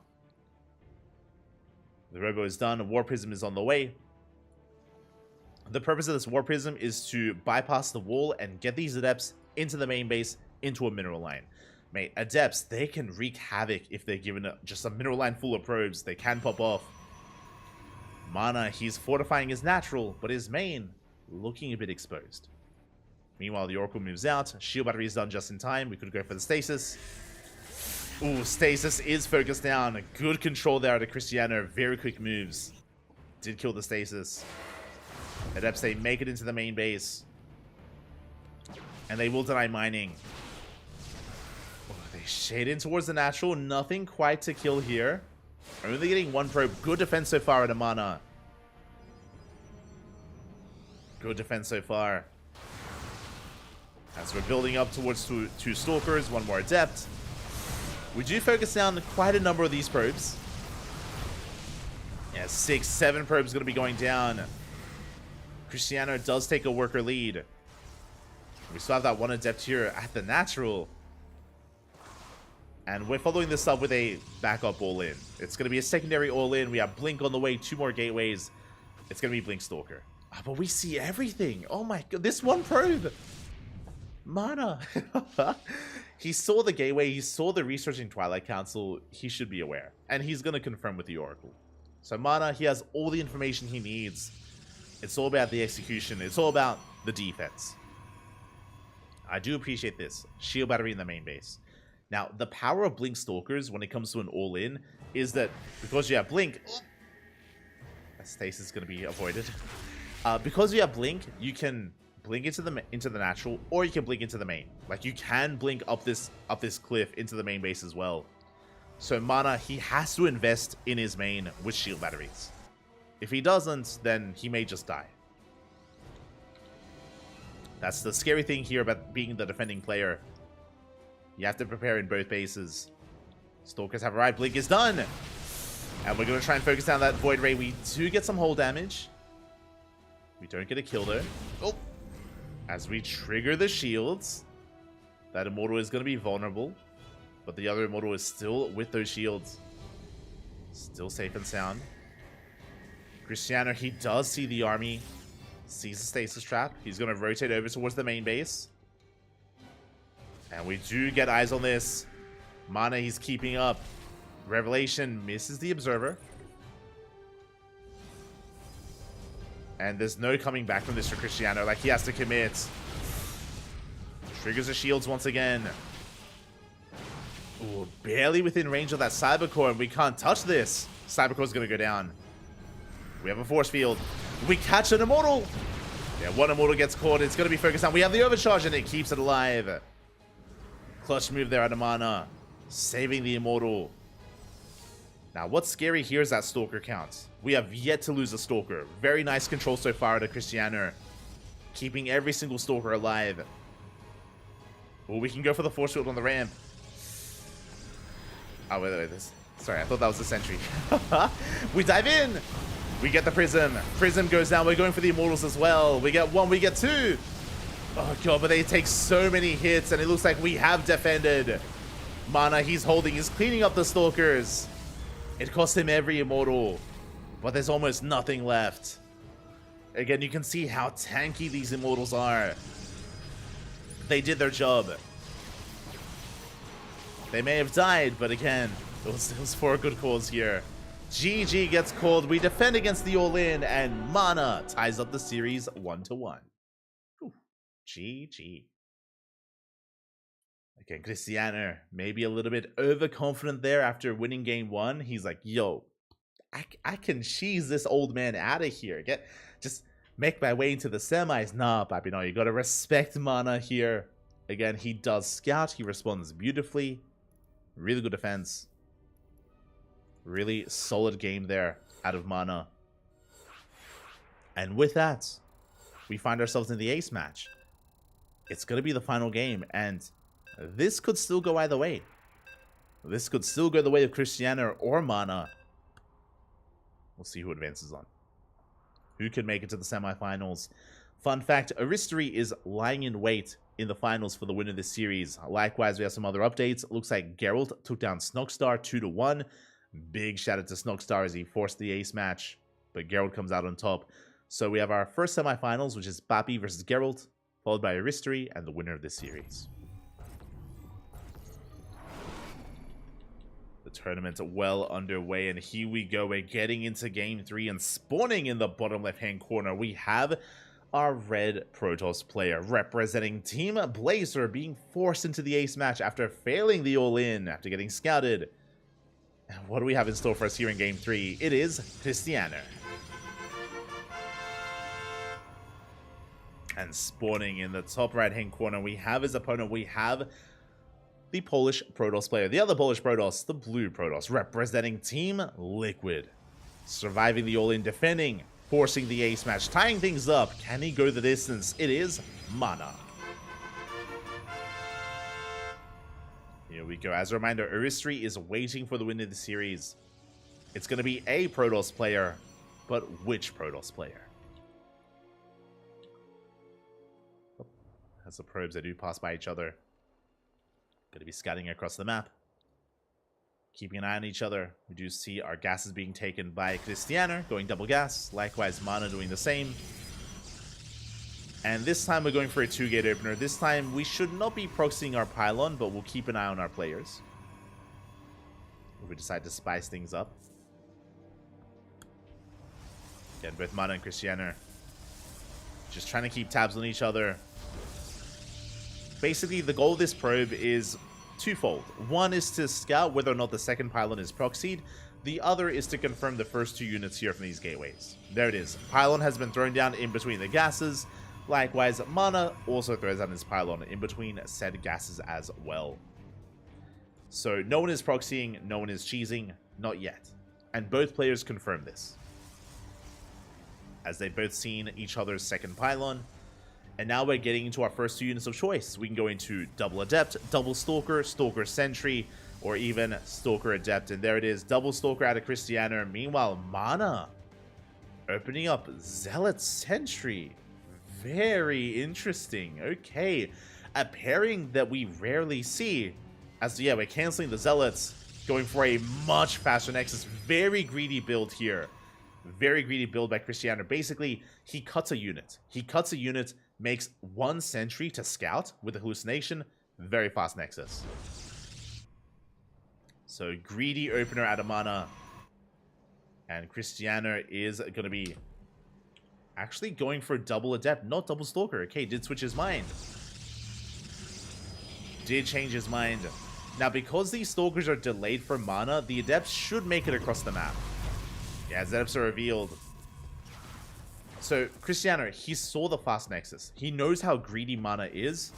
So the game becomes punish the greed. We have to punish the greed here. Stargate opener, it's going to be an Oracle. So Adept Oracle here out of Cristiano. Both Adepts and Oracles are ideal when it comes to killing workers. And that is our goal here. For the near future, at least. So Cristiano is moving out across the map. Mana going to be chilling out back at home, going for his hallucination scouts. And with this scout, he will get eyes on the Stargate. And he may even opt to go Phoenix first, as Mana also went for a Stargate himself. Yeah, hallucination confirms the Oracle, so we can make a choice and we can go Phoenixes as a hard counter. Yeah, the Oracle, it's being chased down. There it is. Phoenix is on the way for Mana. Again, just a really good decision, just really good scouting out of Mana. The Phoenix will shut this down. Adepts, they don't quite shade into the main, but they do shade into the natural. They get 2 probes. 2 probes go down. Oracle dives into the main base as well. Probes are falling as well in the main. 5, 6, 7 probes in total. Very nice damage here. Getting an 8th probe in the natural as well. And we are stuck with the second Oracle. This Oracle has a much harder kind of avenue here. Can we get more probe kills? We shade into the main base. We're going for the probes. It's going to cost us everything. We do get 12 probe kills. The Oracle lying in wait, yet to reveal itself. Remember, Mana doesn't know that a second Oracle was made. Likewise, I'm not so certain we saw the Oracle of Mana. Nah, we saw. Okay. Cristiano is getting ready. Shield batteries on the way. Mana's moving out, which means what do we have at home to defend? We have 2 Stalkers. Yeah, Mana, no call with his pants down. He was ready for this, and he will shut down that Oracle. Brutal loss. A brutal investment. But Cristiano has a massive worker lead. All he has to do is survive. Easier said than done. Can he hold? Can he defend? Overcharge is forced. And Cristiano, he chases this down, gets the sentry. But he loses 6 probes in the main. Oof. I say 6. 7 probes, almost 8. Oh, gets an 8th, gets a 9th. Oh my god. 9 probe kills in the main. And Cristiano is being pulled apart. Mana not stopping, not slowing down. Gets a shield battery. Uh-oh. Does get the shield battery.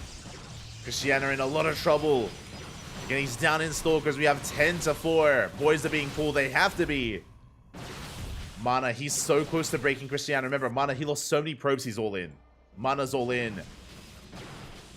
Cristiano, he's just trying to buy time. Gets a Stalker. Cristiano, he still has a worker lead. He's crazy. He's chasing this down. Okay, we pull back. Shield battery's done. Mana coming back in. Cristiano, he almost has Blink. Needs a little bit more time. Yeah, it does force the overcharge. Gets the Phoenix. And Cristiano, he's holding. He is holding. Blink is now done. Another Oracle gets in, but Blink is revealed. A little bit premature there. Yeah, as we can focus on that pylon, we depower the shield battery. With Blink, though, yeah, Cristiano, he should be able to hold on. It's going to be close. Oh. So far, good Blinks out of Cristiano. God, the Stalkers, though, they're getting very low. We do need another warp in. Oof.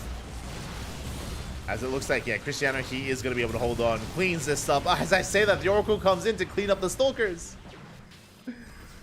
Cristiano blinks to the low ground. Shield battery saves him, and he holds. He barely does hold. Cristiano, he still has a 10 probe lead. Chases down the final Stalker again. The blink micro was clutch. It was very clutch there from Cristiano. Barely avoiding those shots, retaining those Stalkers as long as he could, kept them alive. Cristiano flexing his blink micro. And now he's taking a third. And remember, Mana was pretty all in. And because he failed to kill Cristiano, he had to kill Cristiano then and there. Because he failed, now he has a worse economy. He doesn't have map control anymore. Third base is being taken from his opponents, and Mana stuck on 2 bases. As we mentioned in Game 1, Immortals are on the way. They have to be. The same purpose as Game 1. We have to make up for our Stalker deficits. Well, Adepts get in. They force a recall. Very nicely done here. As the Adepts recall as well. But that does give Mana some breathing room. He has some room to breathe. He's building up that Immortal count. And Mana, he throws down 2 more gates. Instead of a third, 2 more gateways get thrown down. As Mana moves out, Adepts move in. No. We shade into the main base. Probes are falling. I mean, Mana was already all in anyway. Probes are falling left and right, and he's pushing forward with everything he has. What do we have to work with? We have 4 Stalkers, 2 Immortals, a couple of Force Fields. Sentry gets focused down. The Immortals are doing a lot of damage, but they have so little support. There we go. The Prism comes in. We have a couple of reinforcements. We're diving on the Prism. An expensive trade. We get the Prism in the end. And time, it's working in Cristiano's favor. The boys are being pulled. They have to be. We only have a couple of Stalkers left. And you can see these Immortals gain so much value, but we have a defensive Immortal. It's going to be focused down. The Immortal falls, but Mana, he's running out of units. Good target firing, though. And he's going to get most of these Stalkers, but he bleeds out an Immortal. Down to 1.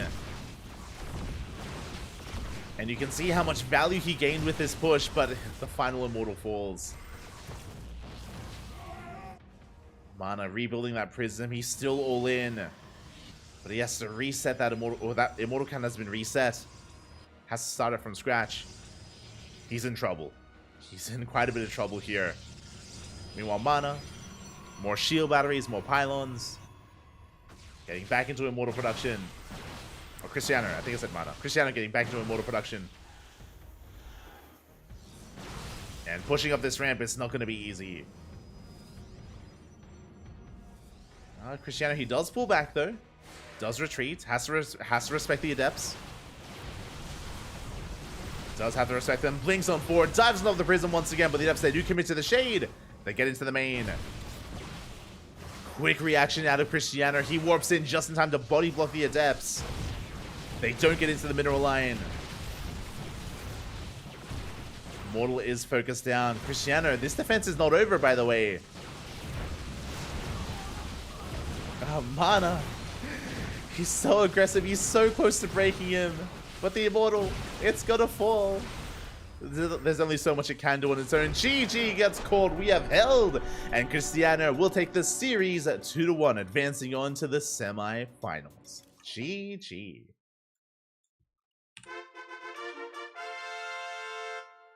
GG, well played. Cristiano does take it. I mean, I did favor him coming into this, but a big shout out to Mana. I was very curious how they would compare to each other. And again, Mana has some beautiful proxy defense in Game 2. Was able to deal with it. But in Game 1 and Game 3, it did feel like Cristiano was a slightly faster player overall. He was able to gain quite a lot of advantages himself, gain quite a lead, and able to snowball out of control, both in Game 1 and Game 3. And with that, Cristiano advances on. Mana is knocked out of the tournament, but this is not the last we've seen of Mana. I'm sure we'll see plenty of him in the ESL Open Cups, in online events, not just in that, but maybe even in the next H.4.0.S Open Cup as well. I hope so. I hope we see more Mana. I said before that Mana, he's a little bit less active in these events. He is a little bit less active, so I would love to see more of Mana against some of his countrymen, against players like Cristiano, players like Geralt, players like Papi. Would be amazing to see.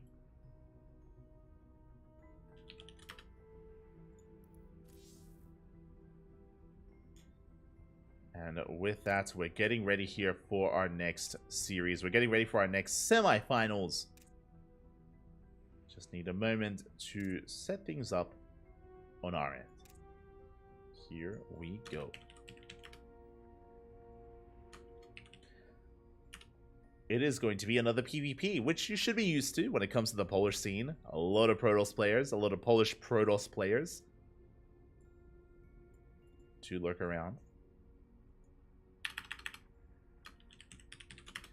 And up next is going to be our first semifinals match. It's going to be Papi versus Geralt. Let's go. In a best-of-3 semifinals, the winner of this series does advance on to the grand finals. Who is it going to be? And as we have reached the semis, predictions in the chat will soon be open. I will get on that as quick as I can. But if you're a bit of a Gamba addict, then you can put your points on the line and get those predictions up and running.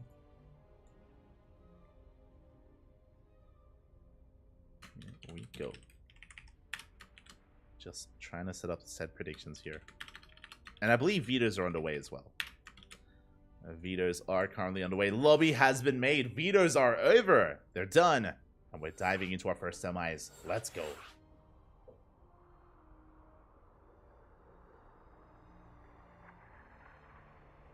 Maybe Protoss is so disliked because they like throwing shade at other people. True, true. So much shade. Shaking my head. Este Einstein. But yes, vetoes are done. So if you are in the chat, predictions are... So open them now. I'm waiting for the players to be ready. Are soon to be open. Meanwhile, after this lower semis, we'll be casting the upper semifinals as well, which is going to be Aristri versus Cristiano. So we do still have a Zerg player in the tournament. I mentioned before that if you're a fan of Terran, unfortunately, there's no Terran representation here. Usually it's Spirit. Usually Spirit isn't just our Terran representative. Usually he wins. Usually he's our champion. But Spirit is not here this week. There's no Spirit, there's no Angry. I believe Angry is another Polish Terran player. There's no Ziggy. So it's all about the Protoss and a little bit of Zerg. A little bit of Zerg. Boy. It looks like our players are asking for a moment, so we can actually just take this moment to have a look at the bracket here. Oh, never mind, they're ready. God damn it. We can go over the bracket. You can see that for the most part, the bracket has been progressing quite nicely. No big results outside of Snogstar taking a game off of Geralt. So very impressive. Big shout out to Snogstar for forcing the ace match against Geralt in the quarterfinals. All the other quarterfinals matches we casted. I guess Mana did take down Jomek 2-0, which is impressive. Impressive. Mana brought Jomek down 2-0. All the other quarterfinal matches, though, we did cast on the channel. And now we're diving into both semis. Here we go. It is, you can hear the beeps are upon us. Lobby is done. And we're loading into game one on Alkyone. And if you're in the chat, predictions are finally open. Place your bets on who you believe is going to advance on to the grand finals. Who's it going to be? Predictions open. Good luck. As spawning in the top right-hand corner of Alkyone, we have our Polish Protoss player, the Red Protoss representing Storm Gaming. One of the best Protoss in all of Poland. It is Geralt. And spawning in the bottom left-hand corner, we have his opponents. We have the other Polish Protoss player, the Blue Protoss, representing Berserker Esports. Another rising star here, another rising Protoss player in Poland. It is Papi. Papi, the Polish Protoss player. Again, he has that edge with alliteration. His name also starts with P. It's crazy. You know, looking at you, Art and Geralt, and Cristiano, and Jomek, and Rodzin, and kind of Rail. All these other Protosses that didn't start with P. I'm shaking my head. Shaking my head. As we're getting into our openers, 2-gate opener. It's going to be a 2-gate opener out of Geralt, a 2-gate opener out of Papi. No one is going for faster expansions, not yet at least. And we'll see how we spice things up. Again, it was early on in the patch where proxy Stargate was very common, and Papi, he does mine out these mineral patches. Okay, interesting. I was going to say that it was common to mine out these minerals, get onto this side of the map, and proxy Stargate. Proxy Stargate right outside your opponent's main base. It was very common. And Papi, he fakes the proxy. I love this. There's so much coming into it. Papi, the big brain. So he mines through these patches and he hides the second pylon. So Geralt, he knows the pylon's missing. He knows the pylon is missing. And the first thing that Geralt should do after checking the natural should be to check this area here, to check these minerals. And when he sees that it's been mined, it screams that there's a proxy on this side, right? That the probe went on the other side of the mineral wall. So I love the mind games out of Papi. I love the movement so far. You can see the probe. Yep, we're going to be checking. And once we see, we're going to be racing on over. And Papi, he's hoping for an overreaction. There it is. Yeah, the probe does confirm that the minerals have been mined, and we are scouring this side of the map, looking for a proxy that doesn't exist. Behind this shield battery is on the way. We throw down a... Oh my god, big reaction out of Geralt. Safety shield battery for the Oracle. Robo is thrown down in case it's not an Oracle to defend against the All-In. A very, very solid defensive setup here by Geralt. Meanwhile, Papi's chilling. Papi is chilling, getting into his 2-gate opener, into his Stalkers. Adepts have arrived. They're going to be threading a shade across the map. Probe is still scouting.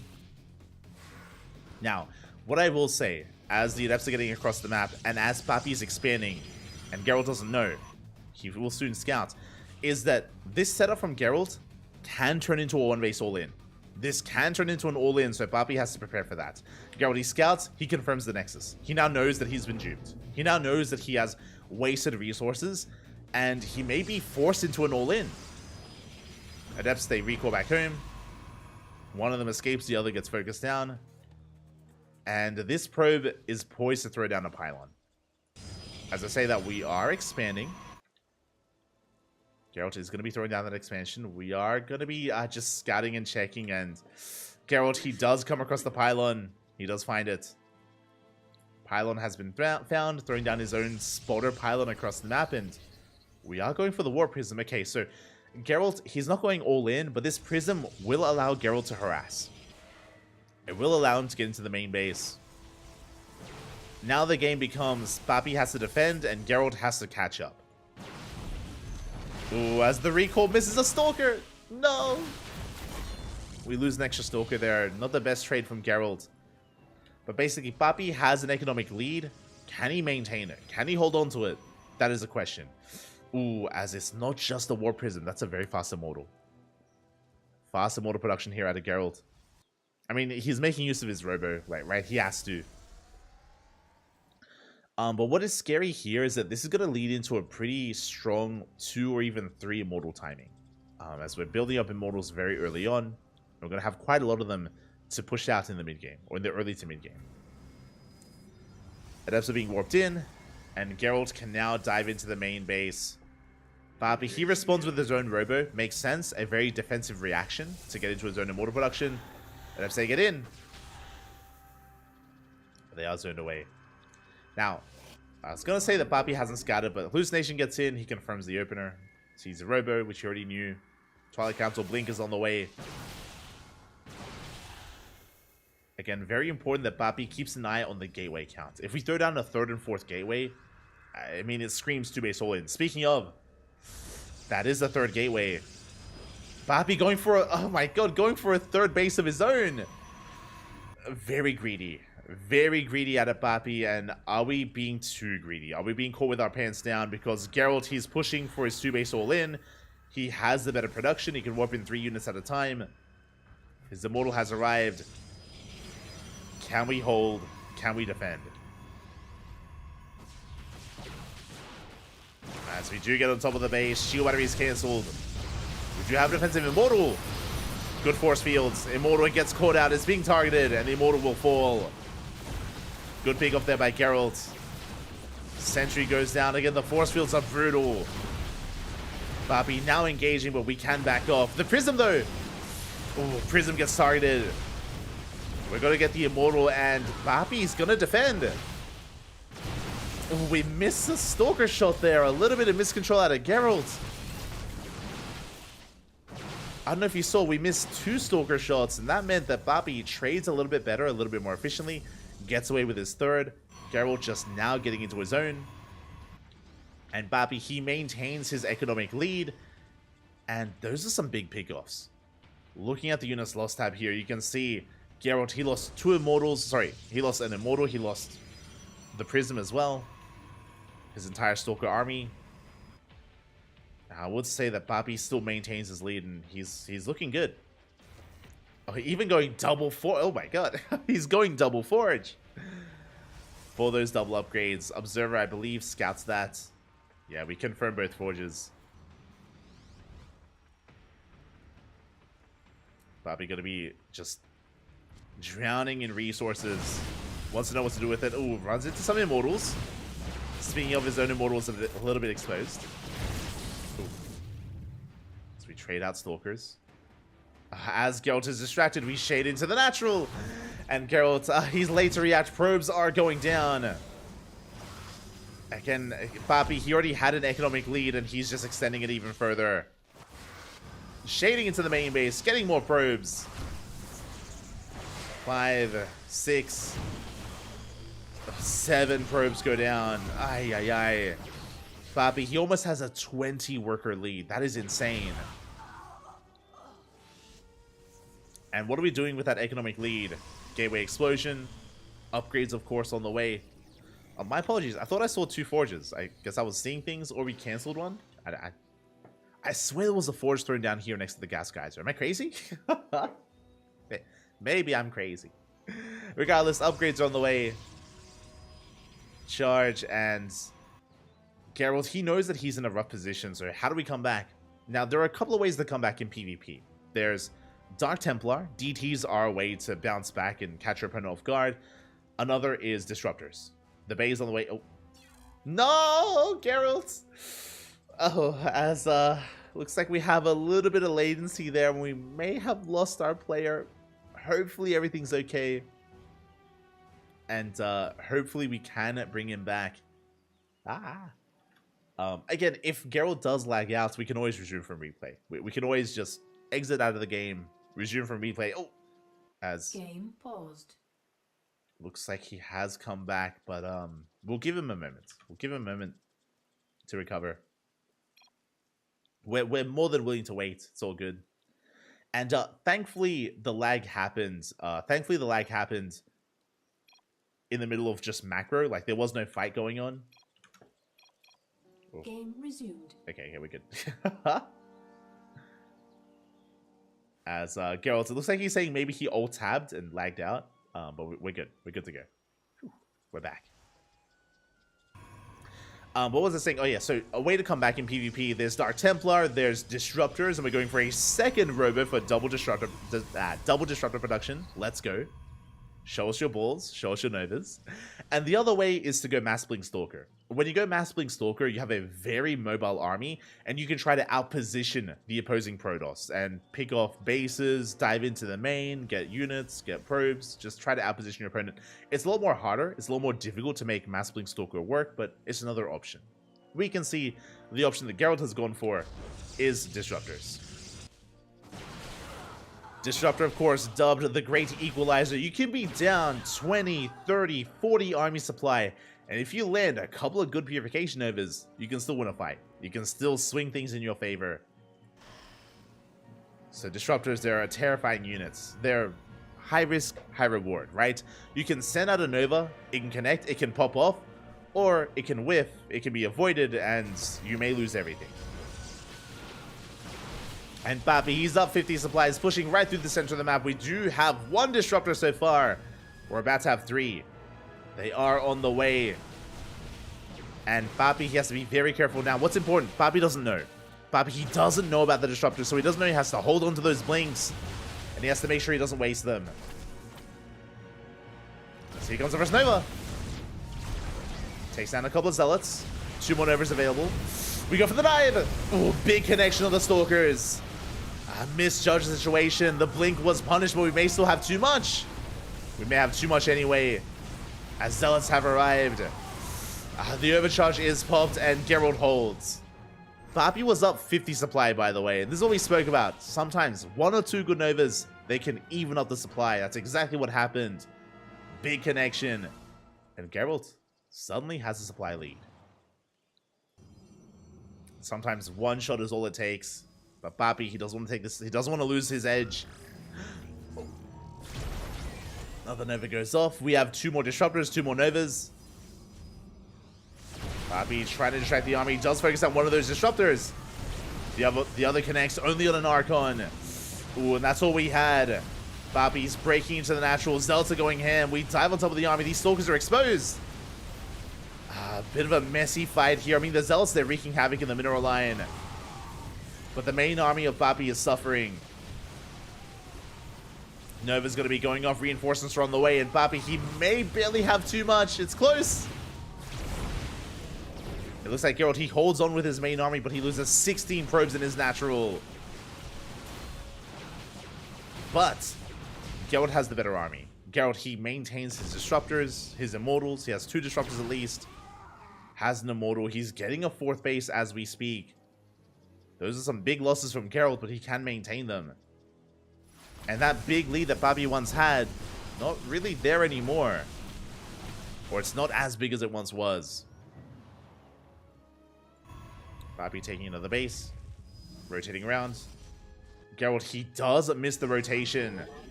Doesn't see the army until now. Bapi just now getting eyes on this base. It's fully saturated. Yeah, he's going to try and peel off some Zealots. A couple of DTs are sprinkled in as well. Oh, there's the DTs from Geralt, by the way. And there's no detection. Dark Templar, they do defend. They clean up the army. They focus down the prison. Bapi in a lot of trouble. He's getting caught out. Nova goes off. Getting the Immortal, getting the Archon. Bapi desperately going for a Zealot run by. Doing anything he can. Forces the recall. Yeah, the recall is just in time. Zealots are slipping into the base. Bapi getting damage done. A very chaotic style here out of Bapi, but he is killing probes. But he might lose everything. That's the danger here. He might lose everything as Zealots, they're trying to get into the bases. Stalkers are caught out. We got a Disruptor. Oh, we get a second Disruptor as well. No! We dodged the shots. We get a 3rd, a 4th Disruptor. Oh my god, we bleed out a lot of Disruptors. Geralt being pulled apart. That's a lot of losses. That was how many Disruptors? 4 Disruptors. 13 probes. Good damage dealt there by Bapi. Again, it's very important, very critical here that he keeps the Disruptor count low. As he just keeps coming in and gets an Archon. Oh, but this is going to be a one-way trip. Yeah, Stalkers are being punished. Zealot run by comes in, but we have DTs to us. We have counter DTs, though. We have detection. Geralt, he shuts down the Dark Templar. That was an expensive run by there from Bapi. Very expensive. And what I worry is that Bapi, he's been throwing away his army, right? Like, as Geralt's been defending, he may have lost a couple of Disruptors, but, you know, he still has a few of them. I do like the composition of Bapi a little bit more. Sorry, I keep saying Bapi. Goddamn, I do like the composition of Geralt a little bit more. Bapi, he's struggling here. As DTs come in, they can dive on top of the cannon. Ooh, it's going to be targeted. Cannon falls probes as well. More DTs harassing it towards the north. And we spoke about it earlier, how do you come back in PvP? Disruptors, Dark Templar, Blink Stalkers. These DTs, they've been going ham and they might get the base. Oh, they barely do. Nexus goes down, both Nexi fall. Big losses there for Bapi. 800 minerals down the drain. Not cheap. And Geralt is still just amassing more Disruptors. It was a risky move, but he got away with it. Getting deja vu. We've been here before. Zelsa going for the natural. Never goes off. Big connection. A lot of Zels get caught. And Papi, he can't fight head on. Not like this. Not into disruptors. Zelsa cleaned up. We have the shield battery. We have the cannon. Very wasteful there out of Papi. And he's been too wasteful. And Geralt, he's gotten out of control. At one point in this game, Papi had a big lead. Not anymore. Now the lead is in Geralt's favor. It's clearly in his court. Papi desperately trying to outposition him with Blink Stalkers. He's getting surrounded. Getting chased down. Ooh. Yeah, rough pathing there. Stalkers, they do get shaved off. Papi once again coming in with his Stalkers, with Zelts, with Immortals, with anything he can. But it's just too much. GG gets called, and Geralt, he will take game number 1. Coming back from a brutal position, but getting a lead in the series. GG.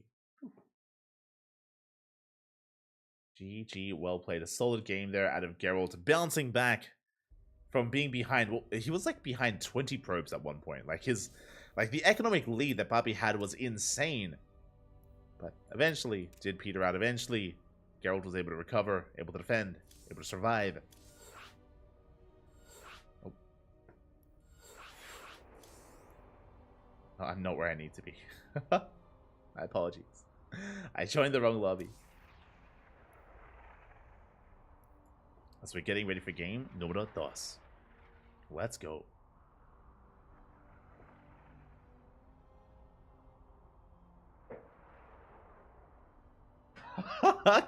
Calm down, random. Calm down. Ese papi malcriado, papi. Concha su madre. Ay, ay, ay. Se mamó, papi. Se mamó. Calm down. Yo, this isn't Jaime's stream. This isn't Jim Rising stream. Keep things civil.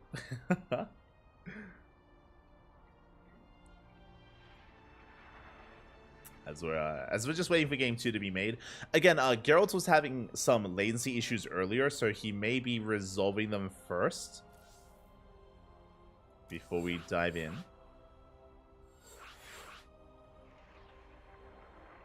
But here we go. We have our map. We have our lobby. Game 2 is going to be on Golden Aura. And this has been a pretty intense back and forth PvP so far. I want it to go to the ace match, but we'll see. You know, Geralt is a terrifying player. I would say currently that Geralt is the best Protoss in Poland. As I say that, I do think that the gap between Geralt, Papi, and Cristiano is quite small. I do think that they are relatively close in skill, and even though Geralt, I would put him ahead of them slightly, they can bring it to Geralt, and they can, you know, go back and forth.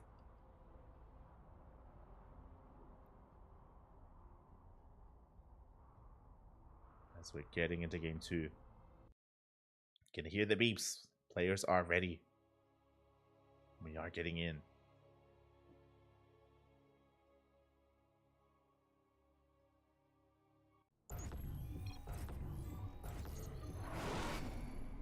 We are settling on in and spawning in the bottom right hand corner of Golden Aura. We have our red Polish Protoss player leading the series 1-0, representing Storm Gaming.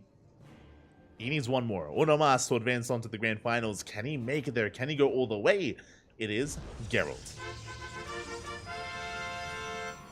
And spawning in the top left hand corner, we have his opponent. We have the blue Protoss player representing Berserker Esports.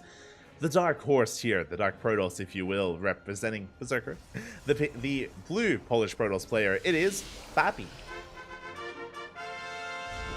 Down in this series, he has to fight back here and now to force the ace match. Can he? I believe he can, but will he? The pressure is on.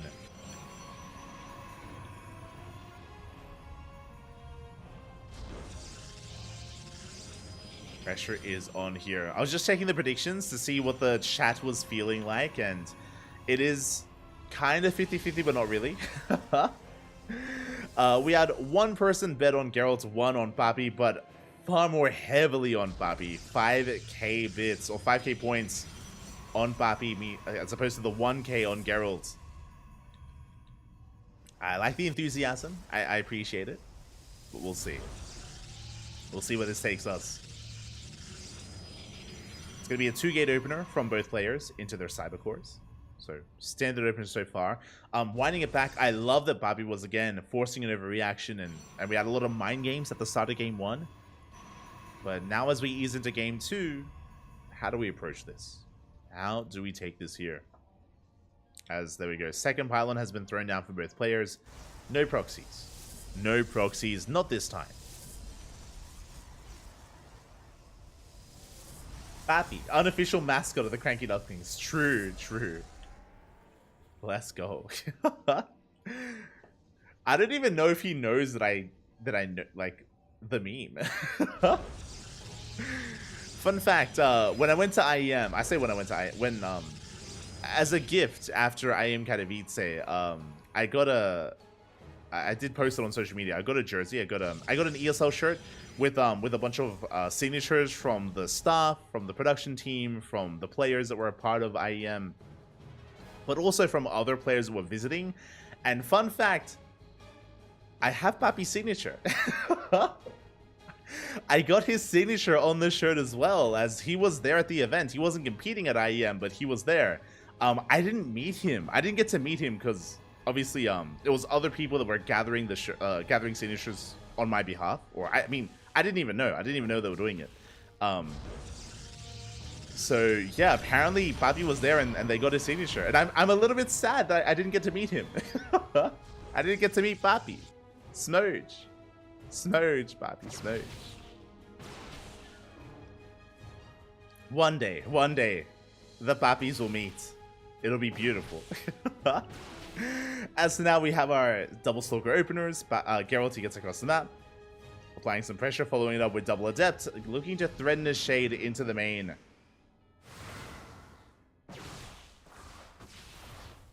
Shout out to Kashim for hunting Papi down. There you go. Shout out to Kashim. Big shout out. The MVP.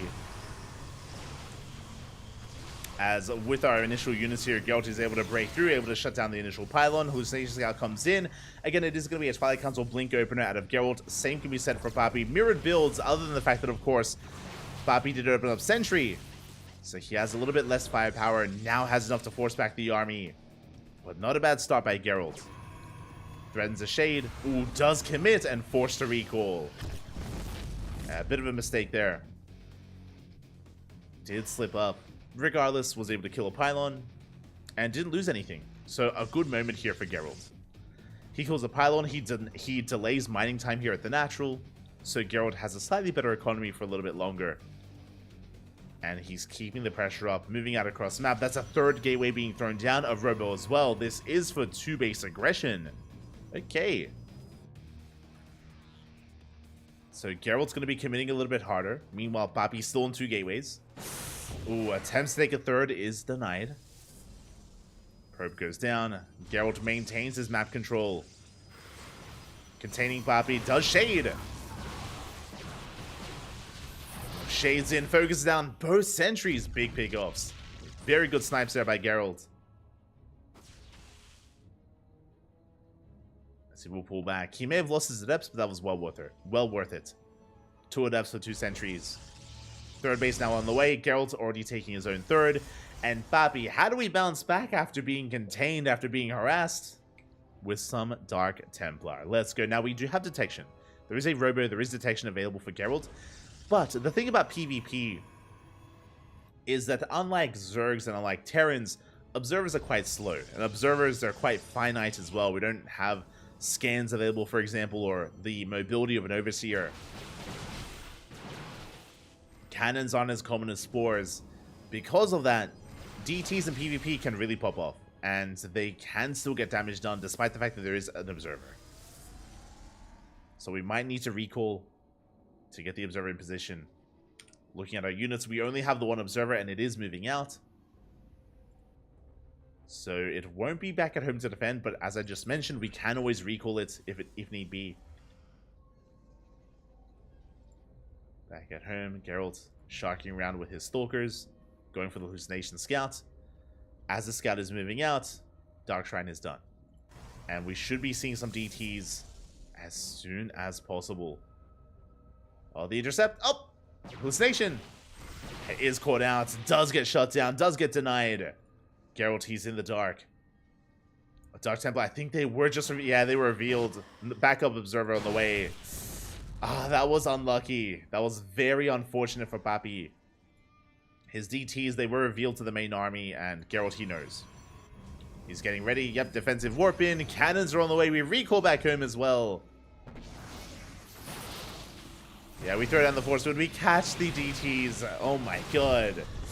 Geralt, he just shuts them down. And that was a pretty big investment. That was a Dark Shrine. Those were two Dark Templar as well. And they didn't do any damage. With that, Geralt's looking in a pretty damn good position. He had the faster third base. And he knows what won him game one. Even when you're behind, Disruptors. Disruptors are the way to go as he dives over the fourth base. He's forcing a cancel. It denies the fourth. Blinks on Mac. Disruptors on the horizon, and Papi doesn't know. He doesn't know about the tech. Doesn't know how much danger he's in. Now, something that Papi has, he has slightly faster upgrades. So we have, I guess, a bit of a +2 timing. Immortals are amassing as we speak as well.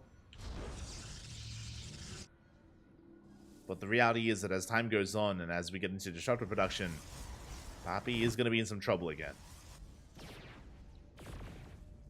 Fourth base so much faster here. I was like, where's he about it? Immortal just knocking down those rocks. Papi, he's going to be responding with his own Disruptors. Okay, so we have a second Robo, the Bay, double Disruptor production. It's going to be on the horizon here for Papi. But because it's already done for Geralt, he will have a Disruptor lead. It will be ahead in Disruptors. There's even going to be a window where Geralt has Disruptors and Papi doesn't. So it comes down to who has the better control. Who has the better control, who has the better micro. Papi should soon be pushing with his Disruptor lead. Should be, we'll see. He might be feeling a little bit more comfortable just building up a Disruptor count instead. That will give Papi the time he needs to get his fourth up and running and to get into his own Disruptors as well. So this is still anyone's game. Like, I want to give the edge to Geralt, definitely, as he snipes the Observer. I want to give the edge to Geralt, but it's only an edge. Papi, he can still bounce back. We have Blink on the way for the Dark Templar. Let's go. Blink for the DTs. Disruptors are slowly amassing. They are amassing. Likewise, Blink also on the way here for Geralt for his own Dark Templar, as he did throw down his own Dark Shrine. Hasn't invested into DTs yet, but I'm sure soon will.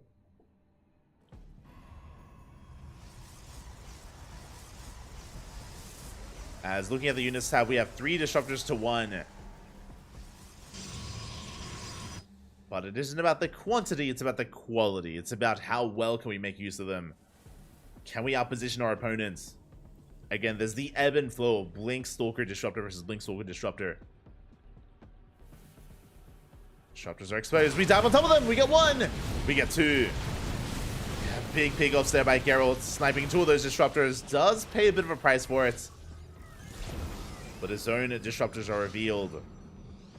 So a very good start here by Geralt. He already had a Disruptor lead and now he extends it. Meanwhile, Papi rotates around. He denies the 5th. Getting his own. Is getting his own 5th base. Geralt setting up a surround. Setting up a flank. He is spotted. Nova's going to be going off. Papi, he could make a choice there. Could have gone for the dive. Opted not to. Nova goes off. Gets 1. Trading 1 for 1 though. Yeah, Geralt, he smells blood in the water. He dives on the army. Gets the Immortal. Forces Papi to blink away. Again, he has so many Disruptors. He can force out blinks. And he can still have more Disruptors More Purification Novas behind it in the chamber. Oh! Decent split. Do graze some of those Stalkers. Papi rotating around. Trying to outposition Geralt. Geralt is caught out, by the way. Not where he needs to be. Do we force a base trade? No, he's turning back around. Caught out of position. Can we get the base? Zelse coming from behind. Ooh, very trigger happy. Every Nova gets spent. And here comes Geralt. Will lose the base, but he gets the disruptors. Gets every single disruptor. DT counterattack denies the 5th. We take down 2 bases in the blink of an eye. Very good moving here. Maneuvering out of Papi. But it came at a cost. It came at a price. The price was, what was that, 3, 4 disruptors? And Geralt, his army is insane. It's getting out of hand. Goes for his own DT counterattack. Disruptors are moving in. Yeah, the 5th base of Papi is going to be killed. Dark Templar all over the place. More DTs are harassing. Likewise, Papi also moving out with his own DTs. The Invisible Man, they're everywhere. For both players.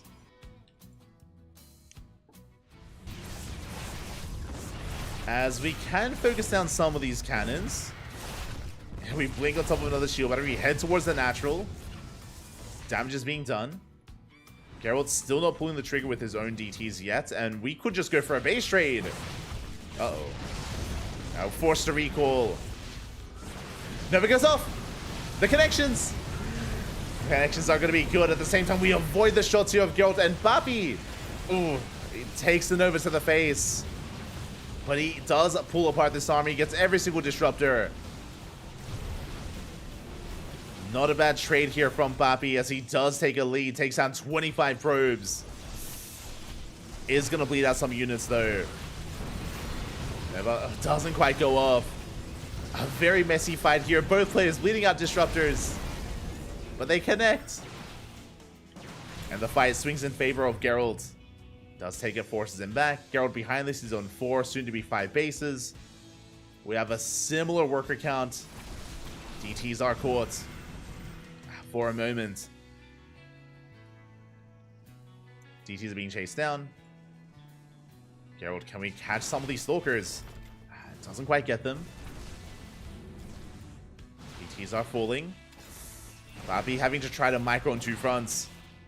Please out a Stalker. So both players are getting their 5th bases. Both players are getting their 5ths. Never goes off. Ooh. Papi losing his disruptors. Was that all he had? No, he has 3 left.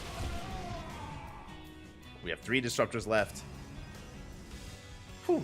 As the game is going to be calming down a little bit here. And despite all the chaos, despite bases falling left and right, probes falling as well, we have 72 probes to 79. So again, a comparable economy. We have a comparable army size as well. 4 disruptors to 3. Comparable DT count, but who gets caught? Papi's paying attention. We shoot first. Novas go down. Oh, but a big connection. Oh my god. Papi loses disruptors, but a big connection on the Stalkers. At the same time, Zealot counterattack forces a warp in. This is still anyone's game. Ay, ay, ay. The balls, they're flying everywhere, Papi. All over the place. And no one likes it. No, we like it. Oh, God. As the game is still very close here. Disruptor count's still quite close as well. Zealot run by gets caught. At the same time, DT harass coming in from the right-hand side, but we have 3 cannons. Yeah, we have plenty of cannons, plenty of detection. The Dark Templar should not get much damage done. It's going to come down to this big fight. Papi has the high ground, being lured down. Never gets off. Is he looking? Not paying attention. Big connections there. Ay, ay, ay. Again, it's all about that reaction time. And Papi was paying attention elsewhere. With that, Geralt takes a good fight, moving out once again. Oh, going for the gold! Is going to be denied. Quick move there out of Papi. Very fast blink. Does confirm the goal base. Knows he cannot let this get up and running.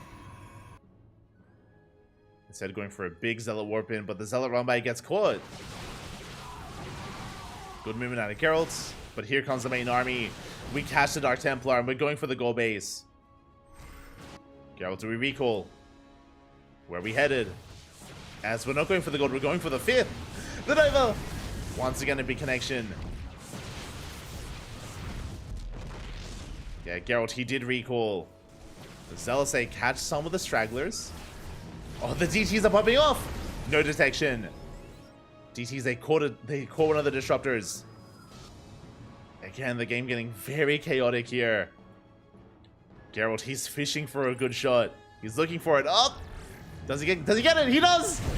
Oh my god, massive connections. He gets almost every single disruptor. Not like this. 6 disruptors go down, 1 survives. We dive on the army. Brutal losses from Papi, but he does have the Stalker lead. He had the Stalker lead. The flank is coming in. Nova goes off. Papi taking so many of these Novas to the face. Ooh. But he does hold. He's still in this. Goal base is slowly going to get up and running. The run by is still prepared here. As likewise, DTs also get across the map. From the side of Geralt. Good target firing. Geralt, he gets another disruptor. Dark Templar, they take down both of those cannons. No detection, by the way. Probes are going down. Forcing the recall. Do they get the... They almost get the disruptor as well. They almost get the disruptor. Papi trying to reciprocate that damage, but Geralt, he's in position. Lying in wait. We dive on the army, and Papi's getting picked apart. Very good target firing there out of Geralt. Gets the disruptors. He defends back at home. Yeah, we have the warp in. And you can see Papi plummet in supply. Both players, they were neck and neck. And Papi now in a lot of trouble. Losing on both fronts. He may get the goal base, but I don't think that matters too much. As he's down in workers, even in bases. Disruptors lying in wait. Oh, Blink is on cooldown! Oh. Geralt, we have to calm down a little bit. A little bit premature with those shots. We have 1 shot left. Grazing the army. Disruptors now on cooldown, but we have more disruptors on the way. Yeah, we take down the final disruptor of Papi. We come in for the surround. There's no way out of this. As Papi, he is cornered. GG gets caught, bleeds out all of his units, and Geralt will take the series 2-1. Oh, sorry, 2-0. GG. And Geralt will be our first finalist of the H.4.0.S Open Cup number 7. Congratulations. A very chaotic game. I mean, Geralt had quite a solid advantage here early on, but then things swung in favor of Papi, back in favor of Geralt. It was a very dynamic and very chaotic PvP. It was crazy. It was a crazy game. In the end, congratulations to Geralt. Personally, I was hoping for an ace match. I was hoping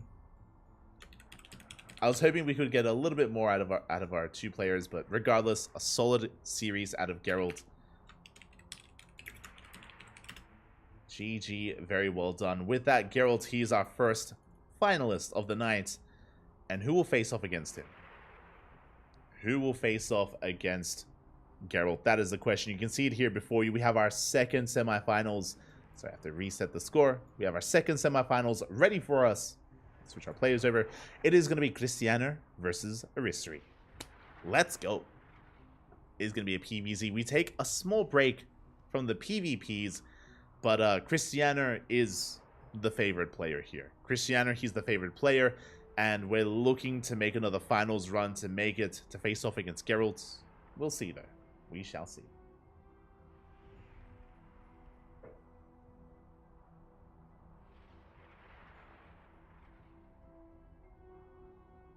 Catching up.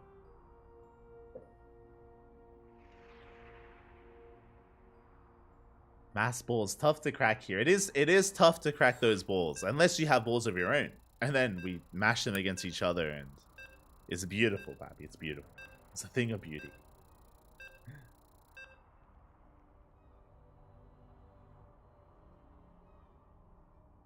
Webcam frozen? Not frozen, Pappy, not frozen. Exclamation mark frozen in the chat. It's a screenshot. It is a screenshot. As I'm traveling here abroad, I don't have my webcam. So I don't have my cam. I don't have it set up. As a result, just have a lovely screenshot, Pappy. Let's go. As Pappy, he may be knocked out of the tournament, but he's still with us in spirit. As Spirit isn't here either. It's fine. We're getting into the upper semifinals. Oh, my apologies. Predictions, of course. Do have to pay out the predictions in the chat and set this new series up. I do need a moment here. Un momento, por favor. There we go. If you are in the chat, predictions are now open. So place your bets on who you believe will take it here. Predictions open. There we go. As spawning in the top left-hand corner of Hardlet, we have our Polish Zerg player, the red Zerg representing Platinum Esports. It is Aristory. And spawning in the bottom right-hand corner, we have his opponent. We have the blue Protoss Polish player. The blue Polish Protoss player. There we go. The alliteration is real. Representing Team Blazer, it is Cristiano. Let's go. Can we stop the PvP finals? Can Aristory bring it back and pull off a bit of an upset? That is the question. Aristory, he has been improving quite a bit over time. Over the past couple of months, Aristory has been getting better and better and better results. It's been very impressive to see the growth of Aristory. But I would still say that players like Geralt, like Cristiano, like Papi even, they're still a little bit more favored here. We'll see if Aristory can pull off something crazy and pull off an upset. I'm here for it. I'm ready for it. I am ready for it. For now, it's going to be a Hatchgas pool, standard opener out of our Zerg player. Meanwhile, Cristiano back at home going for a gate expand into the Cyber Core. Now, Cristiano has a very trendy build that other Polish players have been adapting as well. If you were here earlier today when we casted Nurchio, we casted, I believe, Nurchio versus...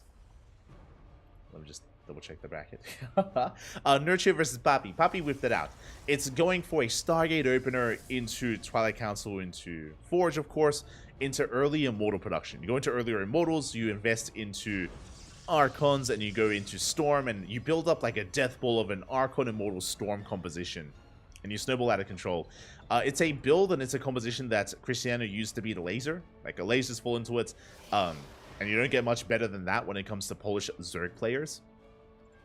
So I'm sure we'll see it at some point in this series. It's something that Cristiano is very fond of. He can also play standard, don't get me wrong, but I'm sure we'll see that that Cristiano death ball at some point. I'm sure we will see it. As for now, he's going to be scouting across the map with his Adept. We do have our Stargate on the way. It's going to be for initial Oracle production to harass across the map, to keep tabs on the Zerg player. And it's going to be on Aristory to defend, to minimize his losses, to keep up with the blows here of Cristiano. And here we go. We have our first 2 Adepts rocking up. As a reminder, 2 Adepts do one-shot drones. Lings are in position. 1 drone goes down.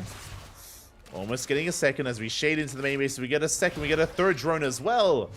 Very good shuffling there by Cristiano. Very nice control as he does minimize his damage, and he will get 6 drones in total. Very well done there by Cristiano. 6 drones for 2 Adepts, worth it. And we're not done. We're moving out with our Oracle. And there's that robo that we spoke about. It's going to be a robo before Twilight Council. We're getting ready for the Immortals.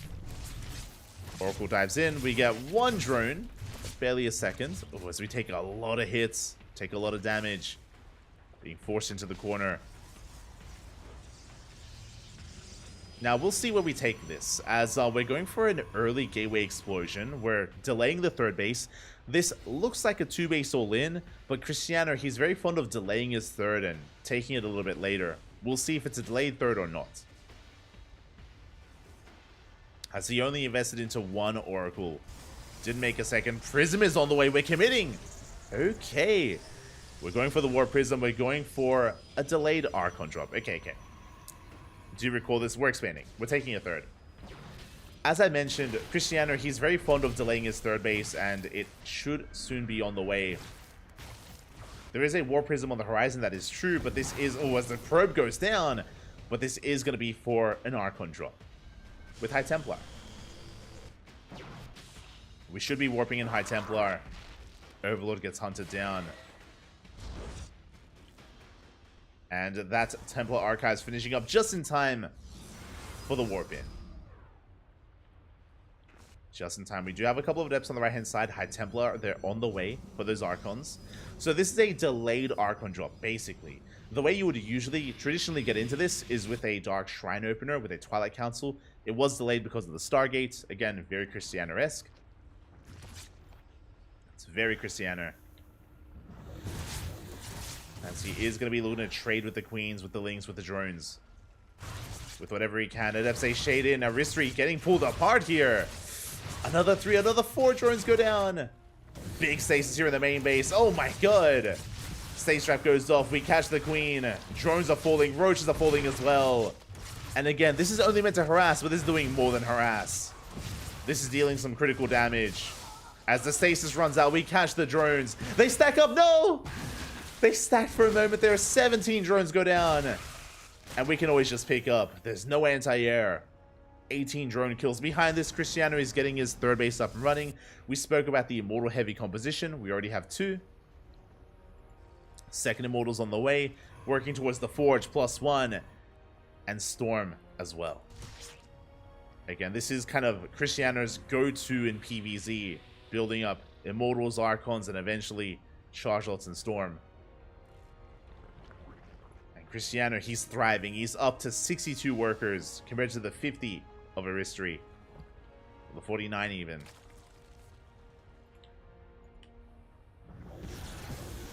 And what's crazy is that the Archon harass hasn't ended. We get an Overlord, we supply block Aristry. Looking at the trades here, look at how much value we've gotten. We've gotten 29 drone kills for 4 Adepts and 1 Oracle. Like, we've been so efficient here, and we're not done. The power of the Archon drop. As their shields are a resource, and as long as they have shields, we can pop off. Reinforcing with Zealots, canceling the 4th base. Cristiano just having his way with this. May bleed out of... Nah, we're fine. I was like, we may lose an Archon. Nah, we should be able to escape without any issue. And here come those Immortals. We're hitting a little bit earlier. You can see here we have a second Robo on the way.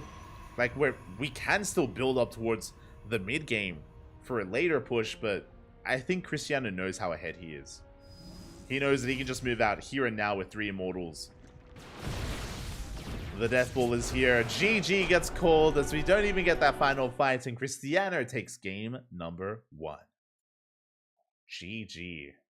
Again, a very dominant game there out of Cristiano from the get-go. The Adept harass, the Oracle harass, the Archon harass. Let's just step by step picking Aristry apart. Now again, it is risky because the downside of this build from Cristiano is that your third is late, so you have to get damage done. But he did. There's a lot of pressure on the Protoss to gain value just because of how late his third is, and yeah, with that he was able to snowball out of control. Was worth it in the end. And now we're settling into game 2. Can we bounce back? Can we force an ace match? I want to believe we can. I want to believe that Aristry can bounce back. And hopefully he's okay, because that was a brutal game. Again, StarCraft, more than anything, is also a bit of a mental battle. Like, you have to be able to shake off a loss like that, reset your mindset, come into this with a cool, calm, and collected head, and try to bounce back. Easier said than done. But I want to believe. As here we go, we're getting into this, and spawning in the bottom right-hand corner of Site Delta, we have our red Zerg player representing Platinum Esports. Yes, a fight back here and now to force the ace match. The pressure is on. It is Aristry. And spawning in the top left-hand corner, we have his opponent. We have the blue Protoss player representing Team Blazer, leading the series 1-0, one game away from advancing on to the grand finals. Can we stop the PvP finals, or is it inevitable in the Polish region? It is Cristiano. Let's go. Let us go.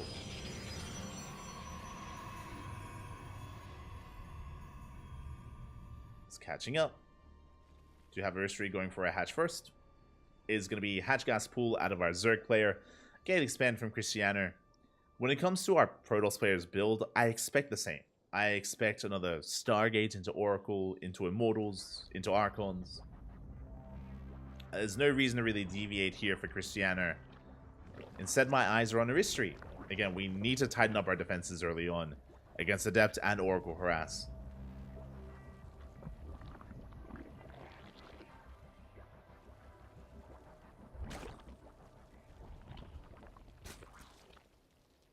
Because even though the build was popping off for Cristiano, it was the early game aggression and harassment that really set Cristiano up for success.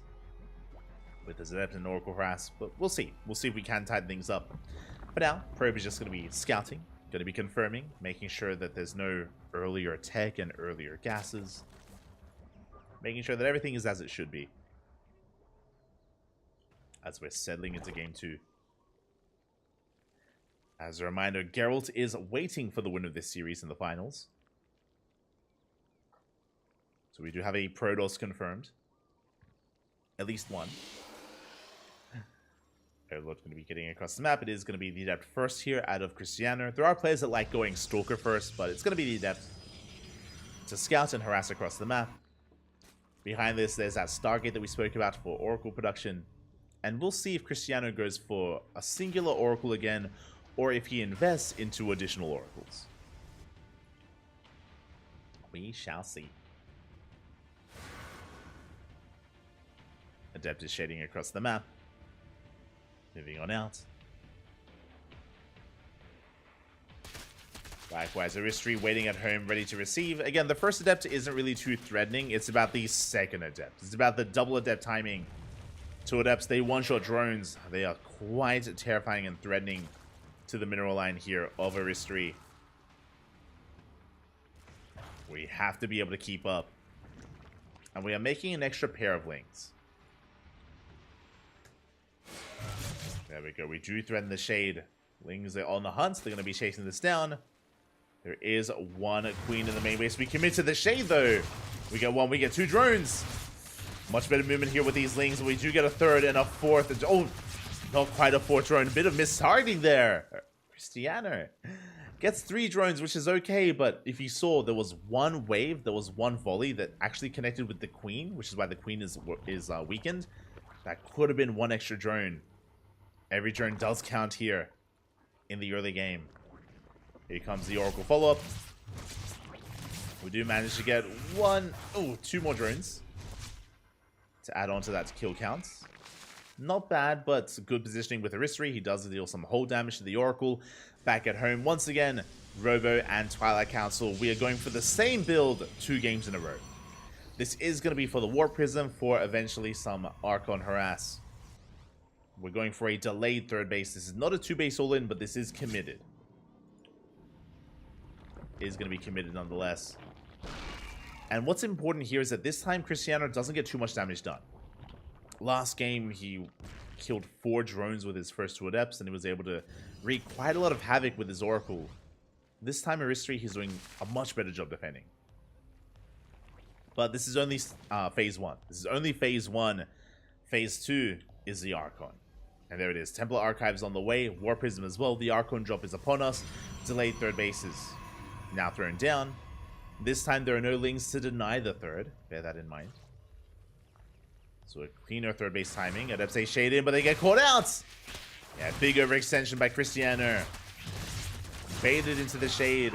Shuts down both Adepts. Again, a very clean defense here by Aristry. Telling you, sometimes you just need that fire lit under you. So far, so good. But now, here comes the next step, the next phase, the Archon drop. is going to be juggling forward. Queens are in position. Good target firing on the Prism. Good positioning overall here by Aristry. That Prism getting very low. Yeah, we're forced to pick up, forced to get the hell out of here. We do not get into the mineral line. Damage is denied, and Aristry, he holds onto his drones. He's happily saturating his third base. Gases are on the way. Again, a much cleaner defense. Very impressive. Oh. Again, all it took was one game to adapt here to Cristiano. Behind this, we're going for a Hydrogen. That is catching me a little bit off guard. Okay, we get the fast Hydrogen here from Aristry. This could lead into fast Lurkers or just Roach Hydra. Oracle slipping in. Getting one, getting two drones, but ooh, we overextended. We lose the Oracle. That was not worth it. That was 4 drone kills in total with the Oracle. Prism takes a lot of hits. Again, Aristry shutting down the aggression of Cristiano this time. Mate, he was angry. He was upset after game 1. Saying, never again will you pull me apart like that. Ooh, as the Prism once again takes a bit of hull damage. So close to going down. And now Cristiano has to work on the next step. Now, what I will say is, as a reminder, I was talking last game, game 1, about how this leads into Charge and Storm. And we never got there. We never got to Charge and Storm. We're getting there this time. You can see Storm is on the way. Charge +1. Second Robo for double Robo Immortal production. For Mass Immortal. This is the build that we typically see come to fruition.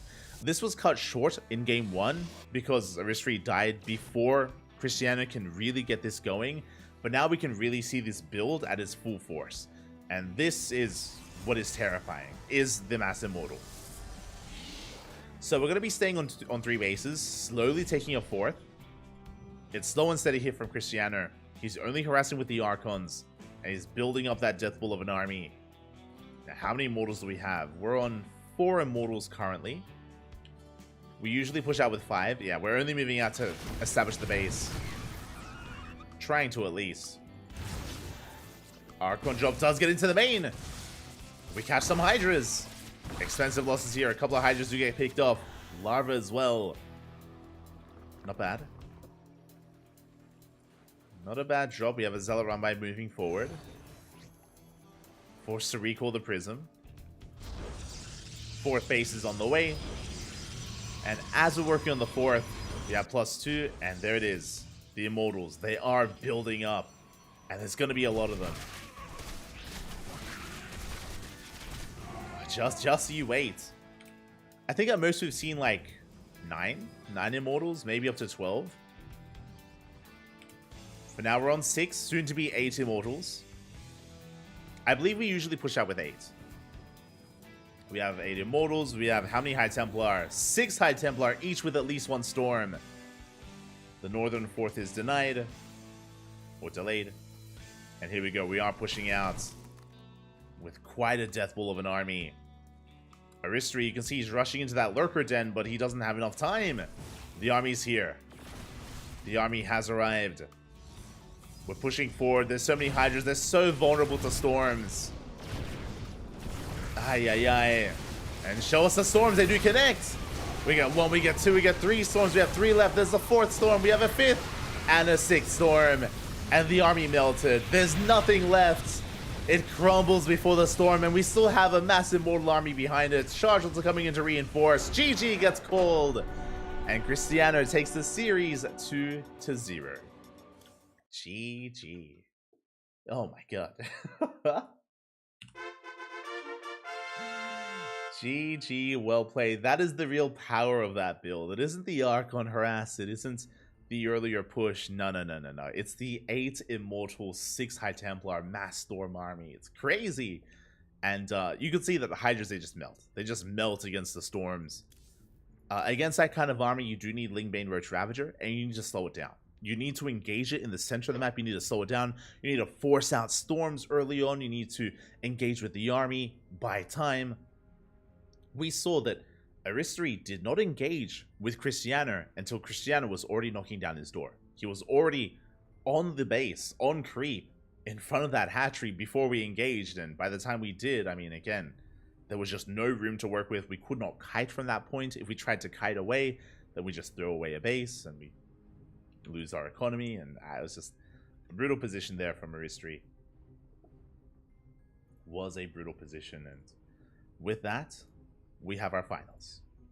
We have our grand finals. Let's go. Arguably, the top 2 Protoss in all of Poland are facing off in a PvP. It's going to be Geralt versus Christianer. Let's go.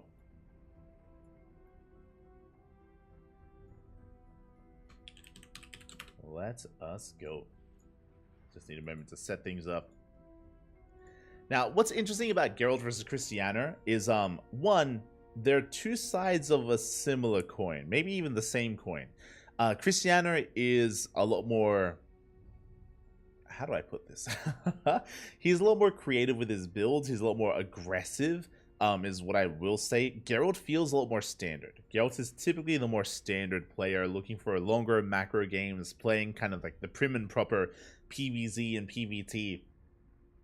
It reminds me a lot of kind of the yin and yang kind of setup that we had in Taiwan. If you remember Haas and Nice, for a long time, Haas was like pure chaos and Nice was like pure macro. And they were like the 2 top Protosses in Taiwan that kind of like dominated their region. It reminds me a little bit here of Geralt and Christianer. I would say that's a more extreme, just because Christianer isn't as wild and he isn't as crazy as Haas, of course. But I do consider him to be a little bit more aggressive overall.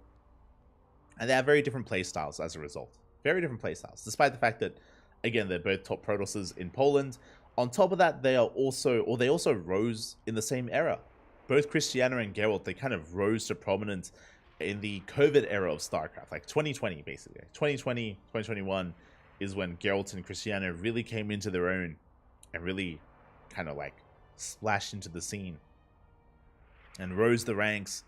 And yeah, now they are at the top of their country, the top of their region, top of Poland. Again, there's a lot of pro players in Poland. There's a lot of competition, definitely.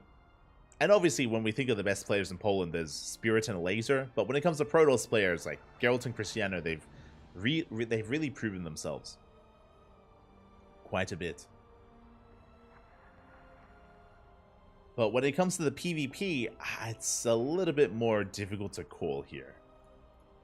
It is going to be harder to call. They do go back and forth. We recently casted... Hold on. Actually, you know what? Let's just look it up. I was going to say that we recently casted them face off, and we recently had Christianer take down Geralt. But I'm pretty sure they played since then. Let's look up the stats. Okay. Oh my god! I did. Jesus. So I was gonna say that Christianer did beat Geralt recently, but this is crazy. I did not know it was this heavily in favor of Christianer. But yeah, the Christianer did beat Geralt recently. If you guys want the numbers, if you guys want the stats, okay. In the year of 2024, now to be fair, it's only been 3 months. It's only been 3 months, you know, we're still in the early days of 2024. But Christianer has a 100% win rate against Geralt. Has dropped maps, but 100% of the series have gone in his favor. And quickly just double checking, so it's been 1, 2, 3, 4, 5. They've played 5 times so far this year. And Christianer has won every single time, which is crazy because if we look at 2023, last year's stats, it was 50-50. It was 52% in favor of Christianer. So it was very close, very back and forth in 2023 between the two players. This year specifically has been Christianer's year. And it isn't just Christianer beating Geralt non-stop. If you were here for it a couple of months ago, in the House LAN event, Christianer, he performed insanely well. He got 2nd place. He beat Spirit and a Laser. Like Christianer, he popped off quite hard at that LAN event, and it was very impressive what he was able to achieve. He didn't win the event, but he beat both Spirit and Laser, the top 2 players of his country, of Poland, to make it that far, and clearly he's been dominant over his Protoss opponent as well, so Yeah, the year of Cristiano in a way, but regardless, we're getting into the grand finals. We have made it. It's been a lot of players, a lot of matches, a lot of series so far, but we've come down to only 2 players, and here we go, spawning in the bottom right-hand corner of Hardled. We have our red Polish Protoss player representing Storm Gaming. It is Geralt. And spawning in the top left-hand corner, we have his opponent. We have the blue Polish Protoss player representing Team Blazer. It is Cristiano. And if you are in the chat, predictions. Hold on. Predictions will soon be open. Give me a moment here to set it up. And there it is. Predictions are open. Place your bets in the chat for how you believe this series will go. Who will come out on top? Predictions open. There we go. Best of luck here.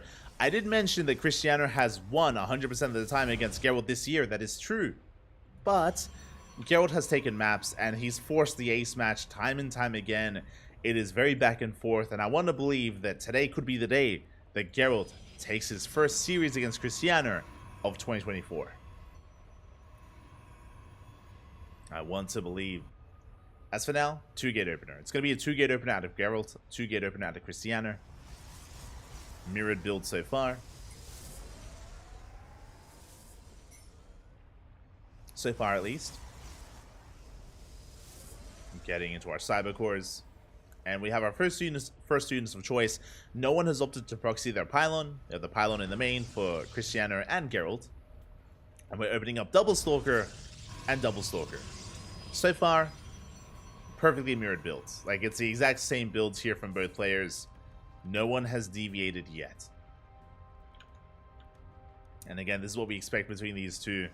Both very close in skill. The best Protoss in Poland. And for now, we're just hunting down these probes. So Cristiano intentionally hides one of his stalkers. Keeps it hidden. Meanwhile, Cristiano, he will be escaping. Yeah, he does escape with his own probe. Does make it back home. Does race back home. Both players going to be expanding. Both players taking their naturals. Geralt following up with stalkers with sentries. We're going for a sentry follow-up. And again, sentries, they play a pivotal role in PvP. The reason for this is because sentries give you a free scout. And it's so important to scout here in this matchup, because it could be a Stargate opener, Robo, Twilight Council. There could not be an expansion. There's just so much variety here in PvP and so many builds and so many compositions. It's so important to get a scout off to get a read on what exactly your opponent's doing. So we have that sentry. Cristiano, he does rock up. Does have the Stalker lead. Doesn't quite commit though. There is a safety shield battery on the low ground, so he can't win a fight. He goes for the shield battery. And it looks like he might be able to get it. He will! One more volley. One of us. When he will barely get the shield battery. Nice pick off there. Good control out of Cristiano. Doesn't lose any units. Only shields and a little bit of hull damage on one of those stalkers. So very nice control out of Cristiano. Very crisp micro. As he does pull back, he forces out another shield battery. Behind this, Blink is on the way for Cristiano. Blink also on the way for Geralt. As we are soon moving out with those hallucinations. Again, neither player has seen the main base ever since their initial probes. So we're moving out. Likewise, we should be going for a hallucination scout soon as well. And there it is. So we do have the first scout from Cristiano. He gets eyes on the third gateway. He sees the Twilight Council researching. So he's aware he's behind in production overall. Going for a safety robo. Does confirm saturation. Now, if this was any other player, I would say, yo, third gateway? This could just be the beginning of a 2-base all-in. We have learned recently, as we've been casting a lot of Geralt, is that Geralt does like going for a safety third gateway, then into a third. There it is. Third base is on the way. It's just a very safe way to play here from Geralt. Meanwhile, Cristiano goes for his own third. On location, Geralt coming in for a denial. Hoping to try and force a cancel. Does get a couple of hits in. Force fields are thrown down. Does force a cancel. Big moves out of Geralt. Blink is not done. Force fields are king. And Cristiano, he's going to be down a base. He's going to be behind in his third base timing. So very nice move there out of Geralt. Good move overall. Also scattered his opponent. He saw the lack of gateway. He saw the Twilight Council. And I believe Geralt... Did he see the Robo? He did. Did see the Robo as well. Scout confirms a third. Cristiano, he now knows that he's behind with his third base timing. The pressure is now on the blue Protoss to get damage done. Meanwhile, Geralt is happily enjoying his lead. All he has to do is defend. Ooh, as we do catch out a couple of these Stalkers. Good blinks out of Geralt. Does save them. Oh my god. Almost bleeding out a Stalker. Cristiano does shuffle them around. Adept takes Shade into the base. We catch the sentries. We get one, we get two. We get three sentries. Big pick offset by Cristiano, but we are committed. We dive deeper and deeper into the main base. Lugna blink out. We snipe the pylon. We depower the gateways. Good movement overall. But how much do we lose in the retreats as we are bleeding out Stalkers? Oof. Looking at the units lost tab here, Cristiano, he loses 6 Stalkers and 2 Adepts for 3 Probes, 3 Sentries, and 2 Stalkers of Geralt. And even, almost an even trade gas-wise. Almost. And I do have to say that I do like Cristiano's snipes a little bit better. It did disrupt the production as gateways are just now being repowered. More importantly, we killed the sentries. NG-based units, always good pickoffs. With that, Cristiano is going to be taking another base, taking his third. Now, because of those losses, Cristiano, he is down in army. He's down in Stalkers, he is vulnerable, and Geralt is pushing.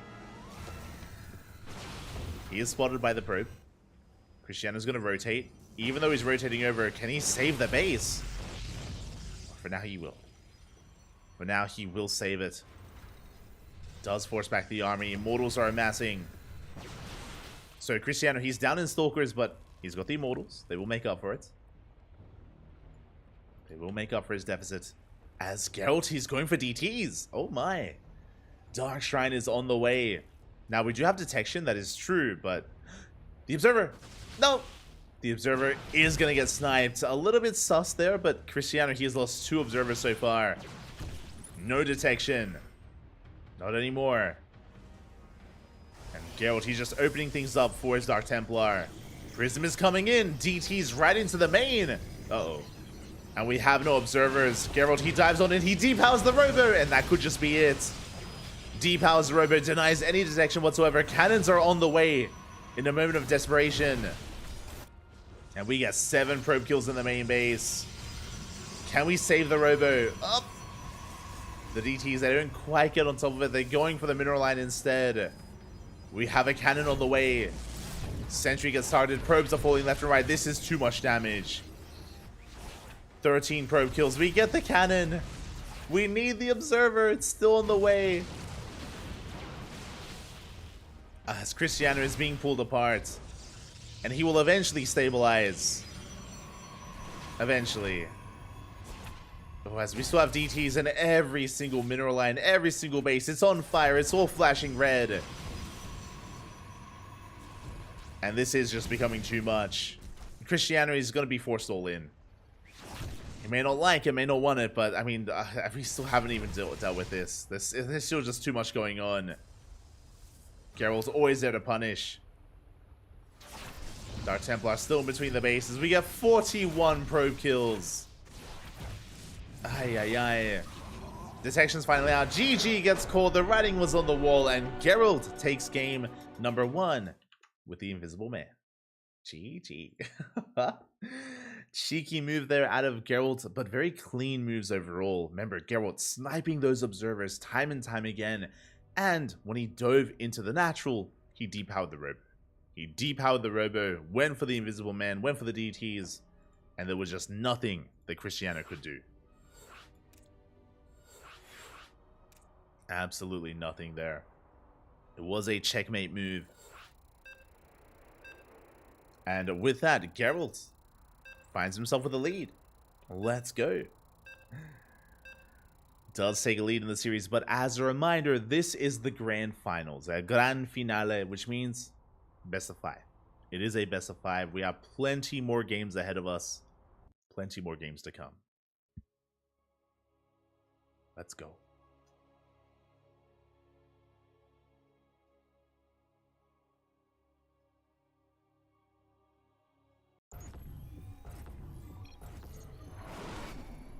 Here we go as we're getting into game number 2. And spawning in the bottom left-hand corner of Alkione, leading the series 1-0. Can he extend that lead even further? Can he maintain that momentum? Representing Psystorm Gaming, it is Geralt.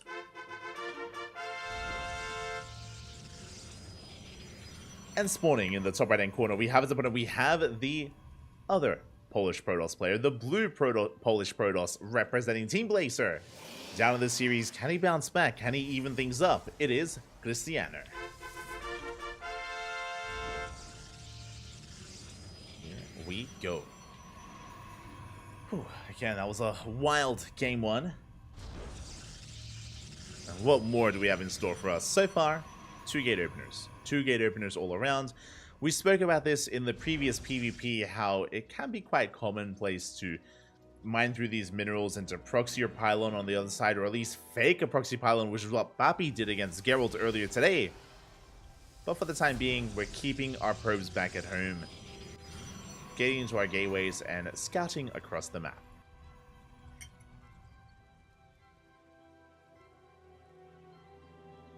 We will just be scouting on out there. We do see Geralt mining through the mineral patches here on the right-hand side. Ooh, which means we could go for a fake proxy pylon or a real one. Probe is going to be skirting the edge here to throw said pylon down. And Cristiano, he's coming in for a scout. And it looks like a fake proxy pylon. Pylon has been thrown down. What I mean by a fake proxy pylon, we're not committing. We're not throwing down any tech here.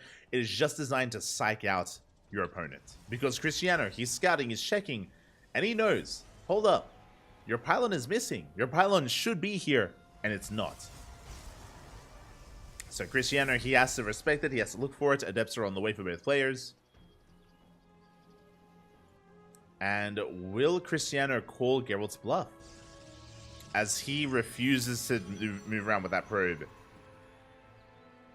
And now checking that natural. Behind this, going for a Stargate opener. Okay, bold move. And he's going to be checking the northern side of the map.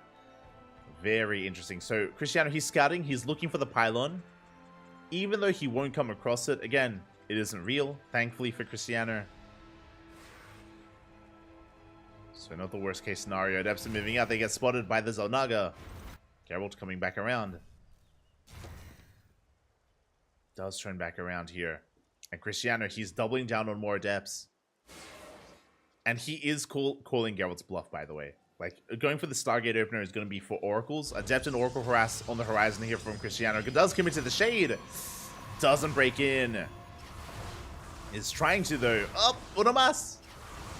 Doesn't quite get it. This is going to be a big loss here for Cristiano. Both Adepts go down. A brutal start. Doesn't look like a lot, but 2 Adepts at this phase of the game is everything. And now instead of 4 Adepts to harass, it's only 2. So really rough loss there by Cristiano, just misjudging the situation. Oracle is going to be on the way. Wait, Phoenix first? Ooh. Cristiano misreading the situation. Okay, so Cristiano, he went Phoenix first because he thought it was Proxy Stargate. He assumed it was Proxy Stargate. The Phoenix won't achieve anything. The Oracle's delayed. We are walled off. Yeah, this has been a messy start here for Cristiano. Again, quite unfortunate. Does force back those Fs where they live. Natural's on the way. Is on the way here for Geralt. And now we can start moving out.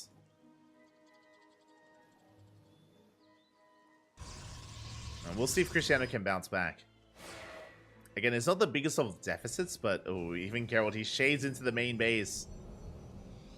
Doesn't commit, but does scout his opponent. Phoenix is moving out. Back at home, Blink is on the way. Geralt has a massive lead when it comes to Blink. And so far, this Stargate opener hasn't amounted to much at all.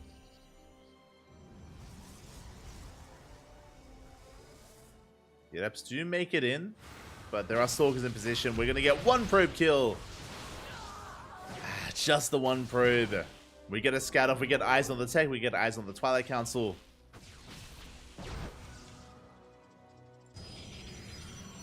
And Cristiano, he's going to be clean. He's going to be cleaned up.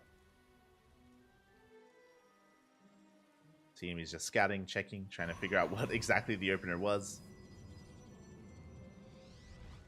And there's going to be a window. There's going to be a big window here where Geralt, he has Blink. Cristiano doesn't. Geralt, he's getting his third base up and running. Off of 3 gateways once again. And yeah, Geralt, he is in the driver's seat right now. Cristiano, he's stuck at home. And the problem is that he can't be active. Like, Cristiano, he cannot move out. Because if he does, he's going to lose all these Stalkers. Like, he just doesn't have the mobility of Geralt's army. So he's stuck at home at least until Blink finishes. And you can see it's being chronoed as we speak.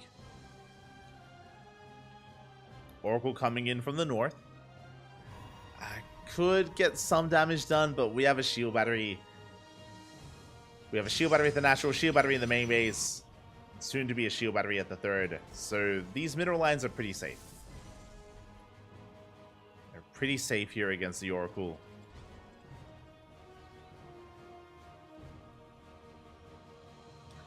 And we'll see if Cristiano can bounce back. Now, we've spoken about this before. There are comeback mechanics in PvP, whether it's Dark Templar, whether it's Disruptors, Mass Blink Stalker.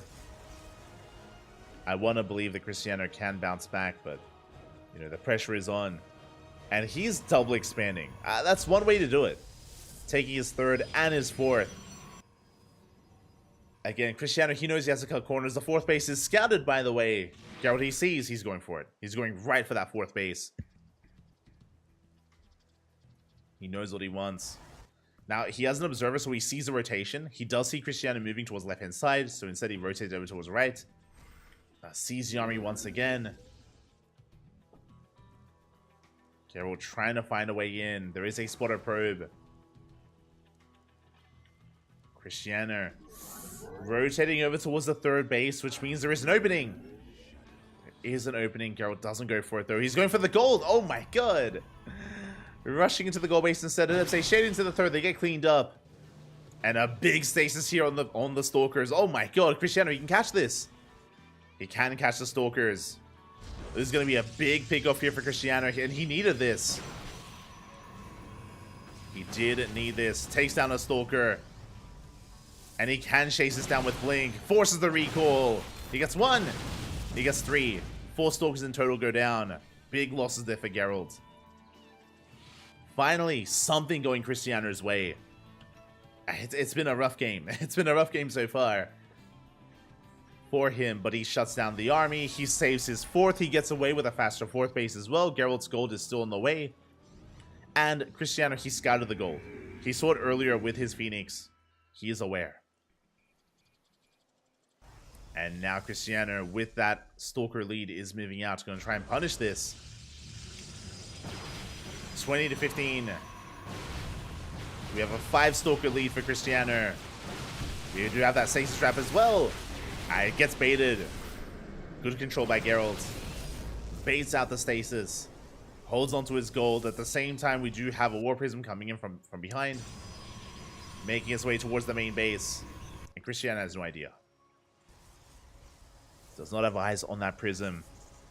Geralt getting into double Immortal production. Oh my God. He's got 2 Robos. Getting into his Immortals. DTs, they try to harass. Shut down up by the cannon. And the Revelation. More Dark Templar on the way. Now, with the DT revealing itself, we should be throwing down cannons. And there we go. We have a cannon in almost every mineral line. Almost. Ooh, as a Prism does make its way into the main. As Cristiano's moving out, by the way. Phoenix is going to shut down the Prism. DTs, they force the overcharge. It looks like we will keep this base alive. A good cleanup here by Cristiano. Oh, I spoke a bit too soon, but he cleans up the DTs. And we're pushing. With 2 Prisms. Okay. With 2 more Prisms, we are committed. Oh, one prism is going to be going down, but it's okay. We have two. We have a second. As he will pull back with his zealots. Trying to collapse on this army. Pushing in from both angles. We do have a couple of immortals. We focus on the shield battery. Overcharge, putting in a lot of work. The shield battery survives. Ooh, takes a while to focus down. Stalkers, they're falling left and right. Geralt, he's holding. He shuts this army down completely. Yeah, the immortals, they went to town on these stalkers. Only the zealots survived. Just a really awkward angle. We needed the zealots to buffer for the stalkers, but the stalkers were exposed. Just a really awkward angle. And Geralt, he takes a big fight. And the problem is that Cristiano, he has an army, but it's pure zealot. Like there's not much here. These zealots are lacking a backbone. They're lacking more stalkers, really. And Geralt, he gets away with his gold, getting his 5th. Geralt, he maintains every single immortal as well. Looks like only one was killed. And how do we refine ourselves? What is the ideal? The Disruptor. Let's go. The Bay is finishing up. We're getting into double Disruptor production. We saw how well Geralt can handle his Protoss spores in the last series against Bappy. We're going to see it again here against Cristiano. Here we go. The Disruptors, they're coming. The balls are coming, Bappy. Let's go. And just the quality of the army for Geralt is just getting better and better. It's being refined. Cristiano, he's staying on a low gas count. You can see no gases at the 3rd, at the 4th, at the 5th. No gas mining here either at the triangular 3rd. No gases at the natural. It's just pure zealot. It's just mass zealots and a handful of stalkers. That's all we have. Now, because this army is cheap, we're maxed out. Cristiano has maxed out. But again, this army does not scale amazingly into a longer game. It's pretty committed, it's pretty all in. We do get a kill. Ooh, that's a kill, not a cancel. Geralt out of position. Rotating over. We dive on forward, but the Disruptors, they've arrived. First Nova goes off. Zones back the army. Second Nova will connect as well. Takes down a big chunk of zealots. Yeah, force fields are thrown down, and they do so well against a mass zealot army. We might barely get a kill on the gold, but not even. We hold on to the gold base. Nova goes off. Zones away the stalkers. The zealots are breaking through somewhat. They managed to take down a couple of those disruptors. But the main army of Geralt stands strong. We force back the army. We're looking to snowball out of control. The Nova once again. On the zealots. And that's all that we had. The prism goes down. Cristiano, he was completely all in with that. It was all or nothing. And now we have nothing. GG gets called. And Geralt takes a 2-0 lead in this series in the grand finals. Oh my god. One more is all we need. And this is a big moment for Geralt, not just to become this week's champion, but to also beat Cristiano for the first time this year. I mentioned before, I mentioned the stats that they've played quite often. They played 5 times so far in 2024, and Cristiano has won every single time. But now, he's in some trouble. He is in quite a bit of trouble. The pressure is on. Can Cristiano pull off a reverse sweep? Can he bounce back from the brink here as we're loading in to Hecate?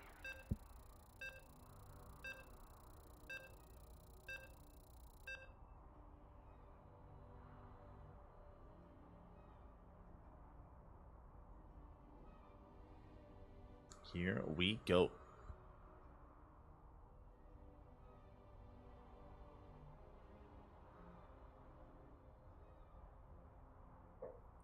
Again, Geralt needs one more to close it out, to become this week's champion. Cristiano has to bring it back here and now. Every single game. No more mistakes, no more missteps, no more losses allowed here for Cristiano. Otherwise, it's over. And here we go, spawning in the bottom left-hand corner of Hecate, we have our Polish Protoss player, the Red Protoss representing Storm Gaming, leading the series 2-0. One más, one more is all he needs. It is Geralt. And spawning in the top left-hand corner, he has to fight back here and now. He needs your support in the chat if you want the series to continue. The blue Polish Protoss player representing Team Blazer, it is Cristiano.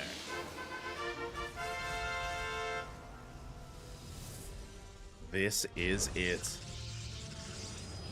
And again, last game was just really unfortunate. I thought that Cristiano had called Geralt's bluff, and I thought he was going Oracle first, but no, he went Phoenix first. He misread the game in game number 2. He thought it was a proxy Stargate. It wasn't. The Phoenix did nothing. The Oracle did nothing, and Cristiano, honestly, he was behind from the beginning. From the openers, he was at a deficit. And he was just trying to recover from that moment, and he just could not.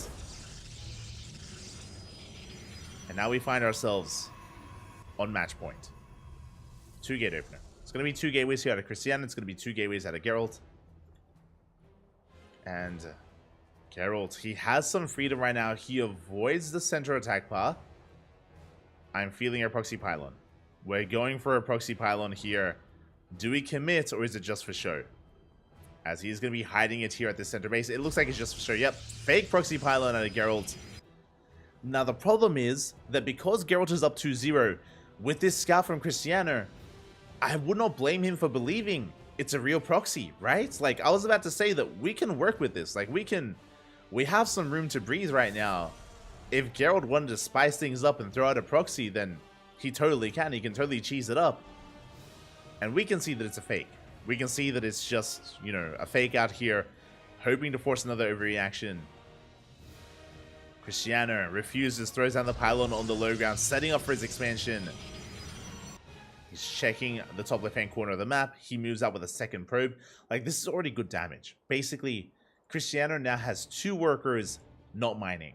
And one of those workers also won't see the first 2 units. So, Cristiano, he's sacrificing scanning information to scour the map right now, looking for a proxy that doesn't exist. Both stalkers have been confirmed. Another 2 stalkers on the way. Geralt will confirm this.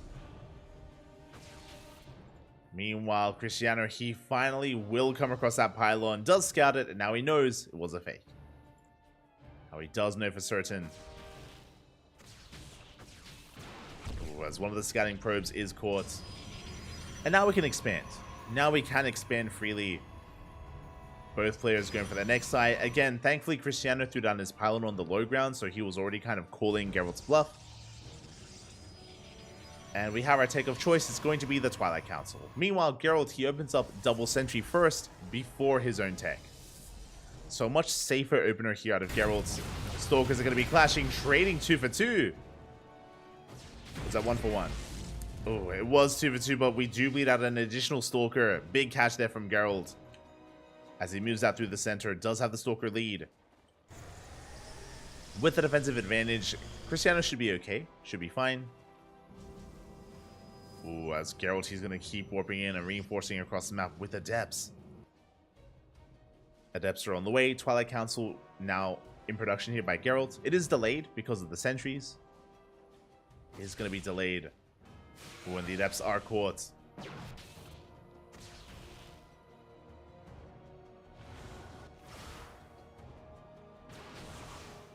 As Geralt, he's actually trying to bait that Stalker to chase these Adepts. He doesn't go for it though. Cristiano doesn't take the bait.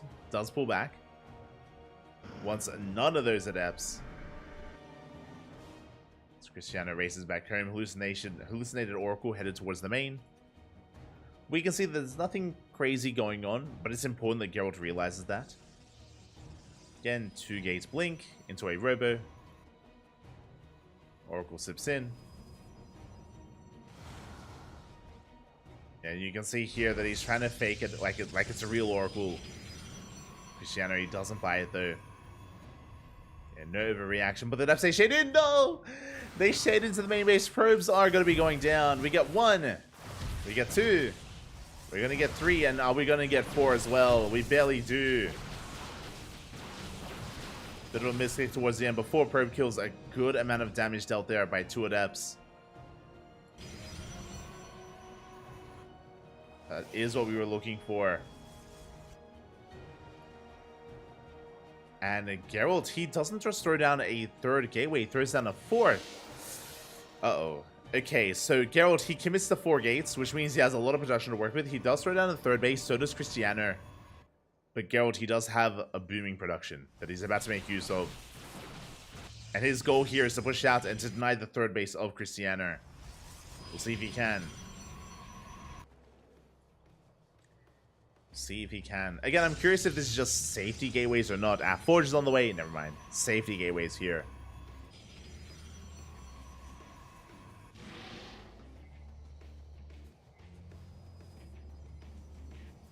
As Geralt is going to be taking a defensive position.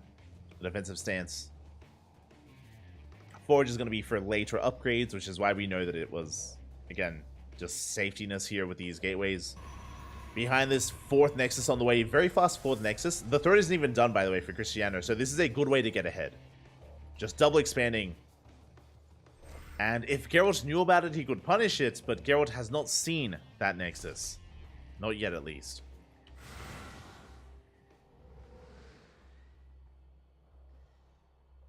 Has not seen that base.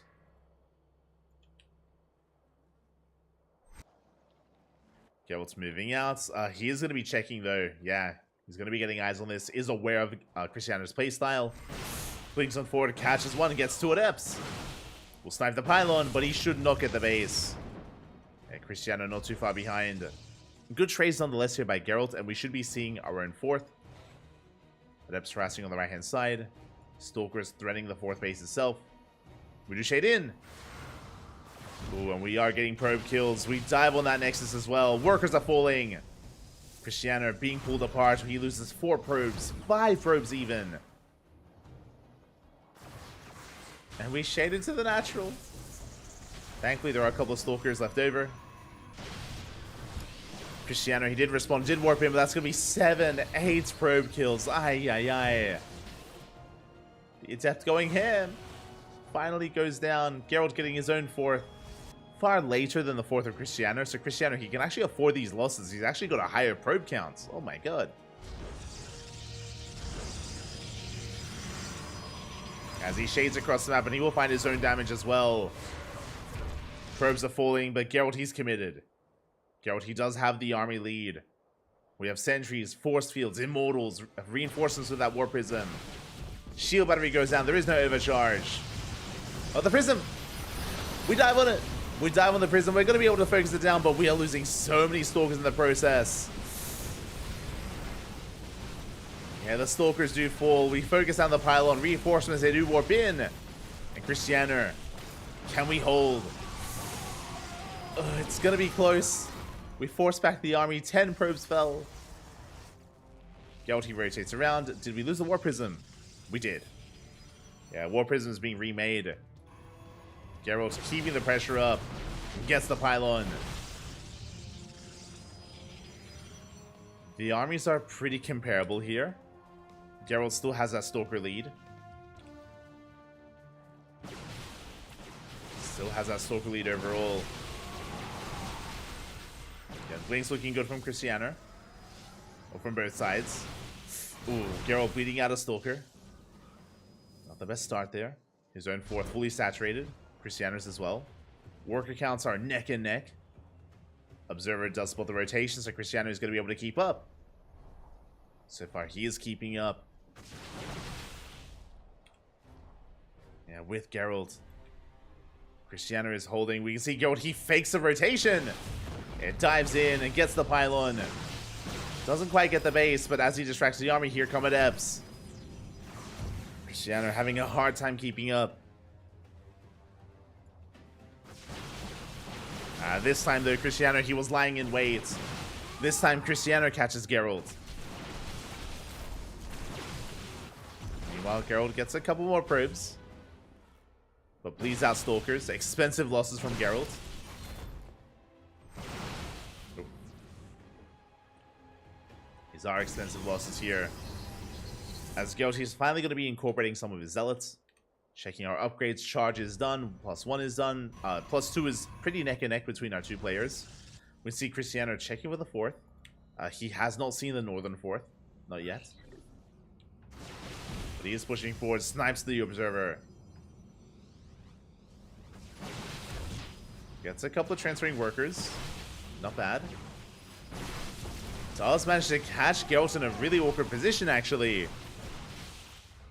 Yeah, Cristiano, he does have the supply lead. Does have far more Zealots, far more Stalkers collapsing on the army. And Cristiano, has he done it? Overcharge is forced. Do you have the Overcharge? Do you have the Immortal as well? The Immortal does complicate things. Again, this is still a very close defense here. Like, this Immortal is still very isolated, has Zealots to support it. So we have to be careful with how we engage. We dive on top of the Stalkers.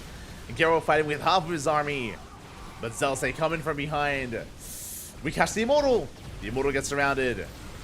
Likewise, so the Stalkers, they get pounced upon here. A big trap set up by Geralt. Takes down so many Stalkers. And Cristiano, he may have gotten the Immortal, but he plummets in supply.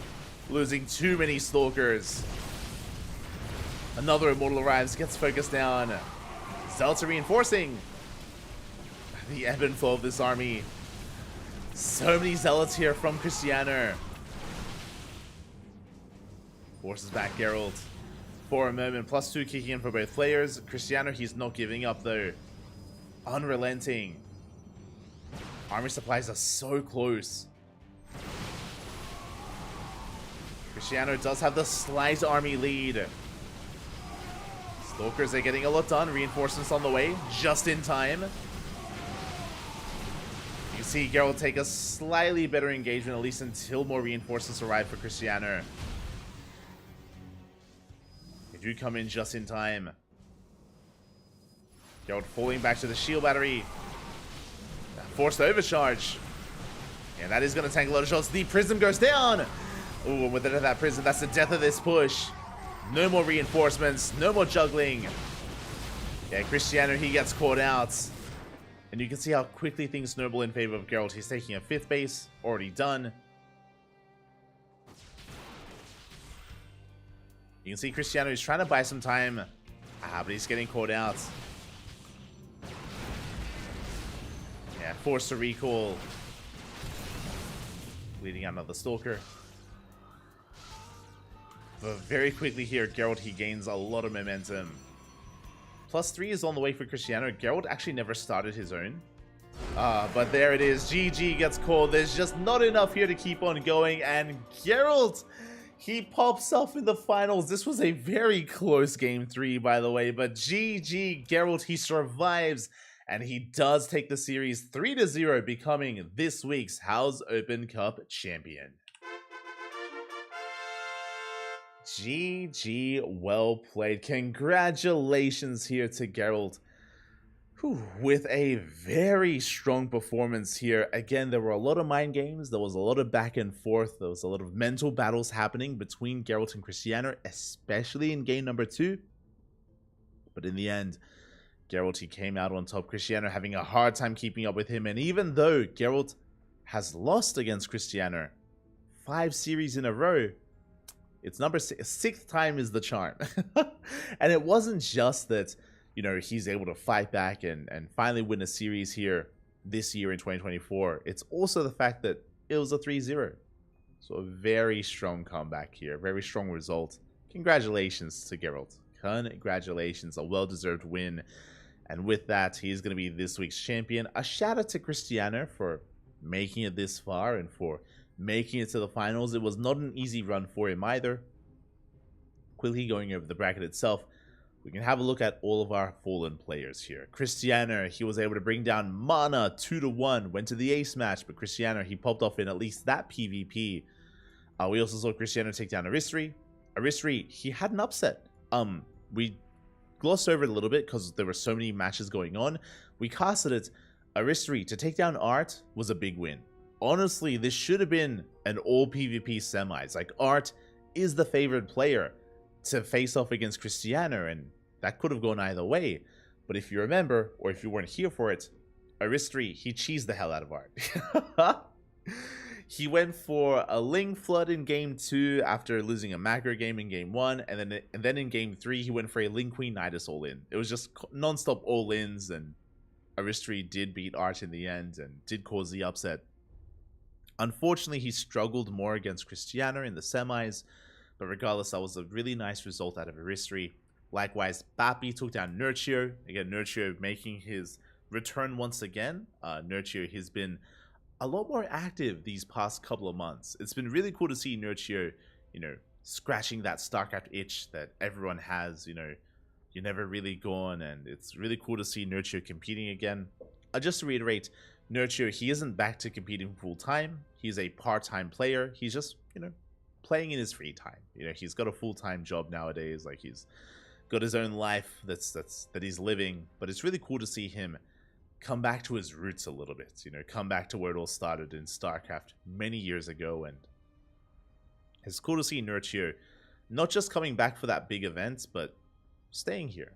What I mean by that is, House, they hosted the House Galactic Battle, which was an offline event a month ago at this point, at the end of February. Wait, was it February? No, sorry, at the end of January. At the end of January, there was an offline LAN in Poland, and they invited a bunch of old legends. That they feature, the return of some retired players. One of them was Nurtio. We had a couple of others though. Let me just quickly double check that. We did have a couple of others. It was Nurtio, it was Dana. Who else was it? Paranoid. Of course. How could I forget? In my brain, I was like, was it Paranoid? I can't remember. Yes, it was Paranoid, Nurtio, Dana, and Pal. 4 players that retired a long time ago, and it was really cool that they invited them. They were a part of the event, and they were all practicing in preparation for it. But post that LAN event, Paranoid, Dana, Pal, they all went back to retirement, as to be expected. Nurtio didn't. He's still semi-active. He still pops up every now and then. So it is really cool to see him still a part of the community, still a part of StarCraft, and enjoying his time, I'm sure. So really cool to see. Otherwise, with that, thank you so much for watching. Thank you so much for watching. Thank you so much for the support. We are done for the night. We had 2 broadcasts today. It was a long day. We casted the Stars War qualifier earlier, and we just finally wrapped up with the House of Galactic Battle, and I would enjoy some food. a little bit peckish, and I need some rest. I need some rest. So we're gonna be heading off for the night. But if you are unsatiated, if you want some more StarCraft, we are gonna be sending out a raid and giving our love to some of the other streamers out there. I see Forjuma, I see Fear Dragon. I would love to raid Fear Dragon, but I believe he still has raids disabled. Let me just double check. Este Fear Dragon. I'm shaking my head. No, it might still be available. Oh, okay. We might raid him after this. So we might try to give Fear Dragon a little bit of love. If the raid fails, then we'll raid someone else. I know Fear Dragon, he disabled raids for a long time, and hopefully they're open again. Much love to Fear Dragon, to Ravi. So we'll give him a raid. Outside of that, though, thanks for watching, everyone. Thanks for the support. We're done for today. We won't be back for another couple of days. Let me just quickly double check. I believe we have tomorrow off. We usually don't have days off, but tomorrow is going to be one of those days that we have free. And we're going to be back on Friday with the Stars War 11 Asia closed qualifier. The closed qualifiers are upon us. And fun fact, for those that are curious, in less than a week, I'm returning to Australia. I know a lot of people have been asking. A lot of people have been like, yo, when is the cam coming back? In over a week.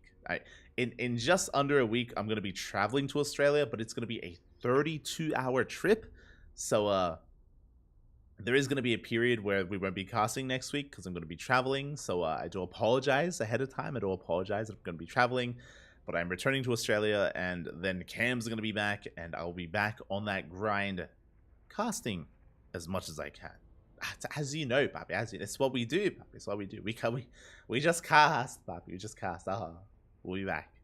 So yeah, it's gonna be great. It's gonna be a lot of good fun. Otherwise, thanks for watching. Thanks for the support. You can follow us on social media. !socials in the chat. You can follow us on Twitter, Facebook, Instagram, YouTube, and Discord. Follow us all things CranKy Duckling socials. Sorry, I just misspelled socials. But you can follow us wherever you please. You can also follow us on YouTube, !YouTube in the chat. We are currently co-streaming over on YouTube as well. Shout out to all the viewers that we have on YouTube. Shout outs, special shout outs. And yeah, you can follow us there if you wish. We do upload on a daily basis on our YouTube channel. Otherwise, thank you for watching. Thank you for the support. We'll see you guys in 2 days for some Stars War closed qualifier action. See you then. Until then, hasta luego. Ciao, papi, ciao. Hasta luego, papi. Hasta luego.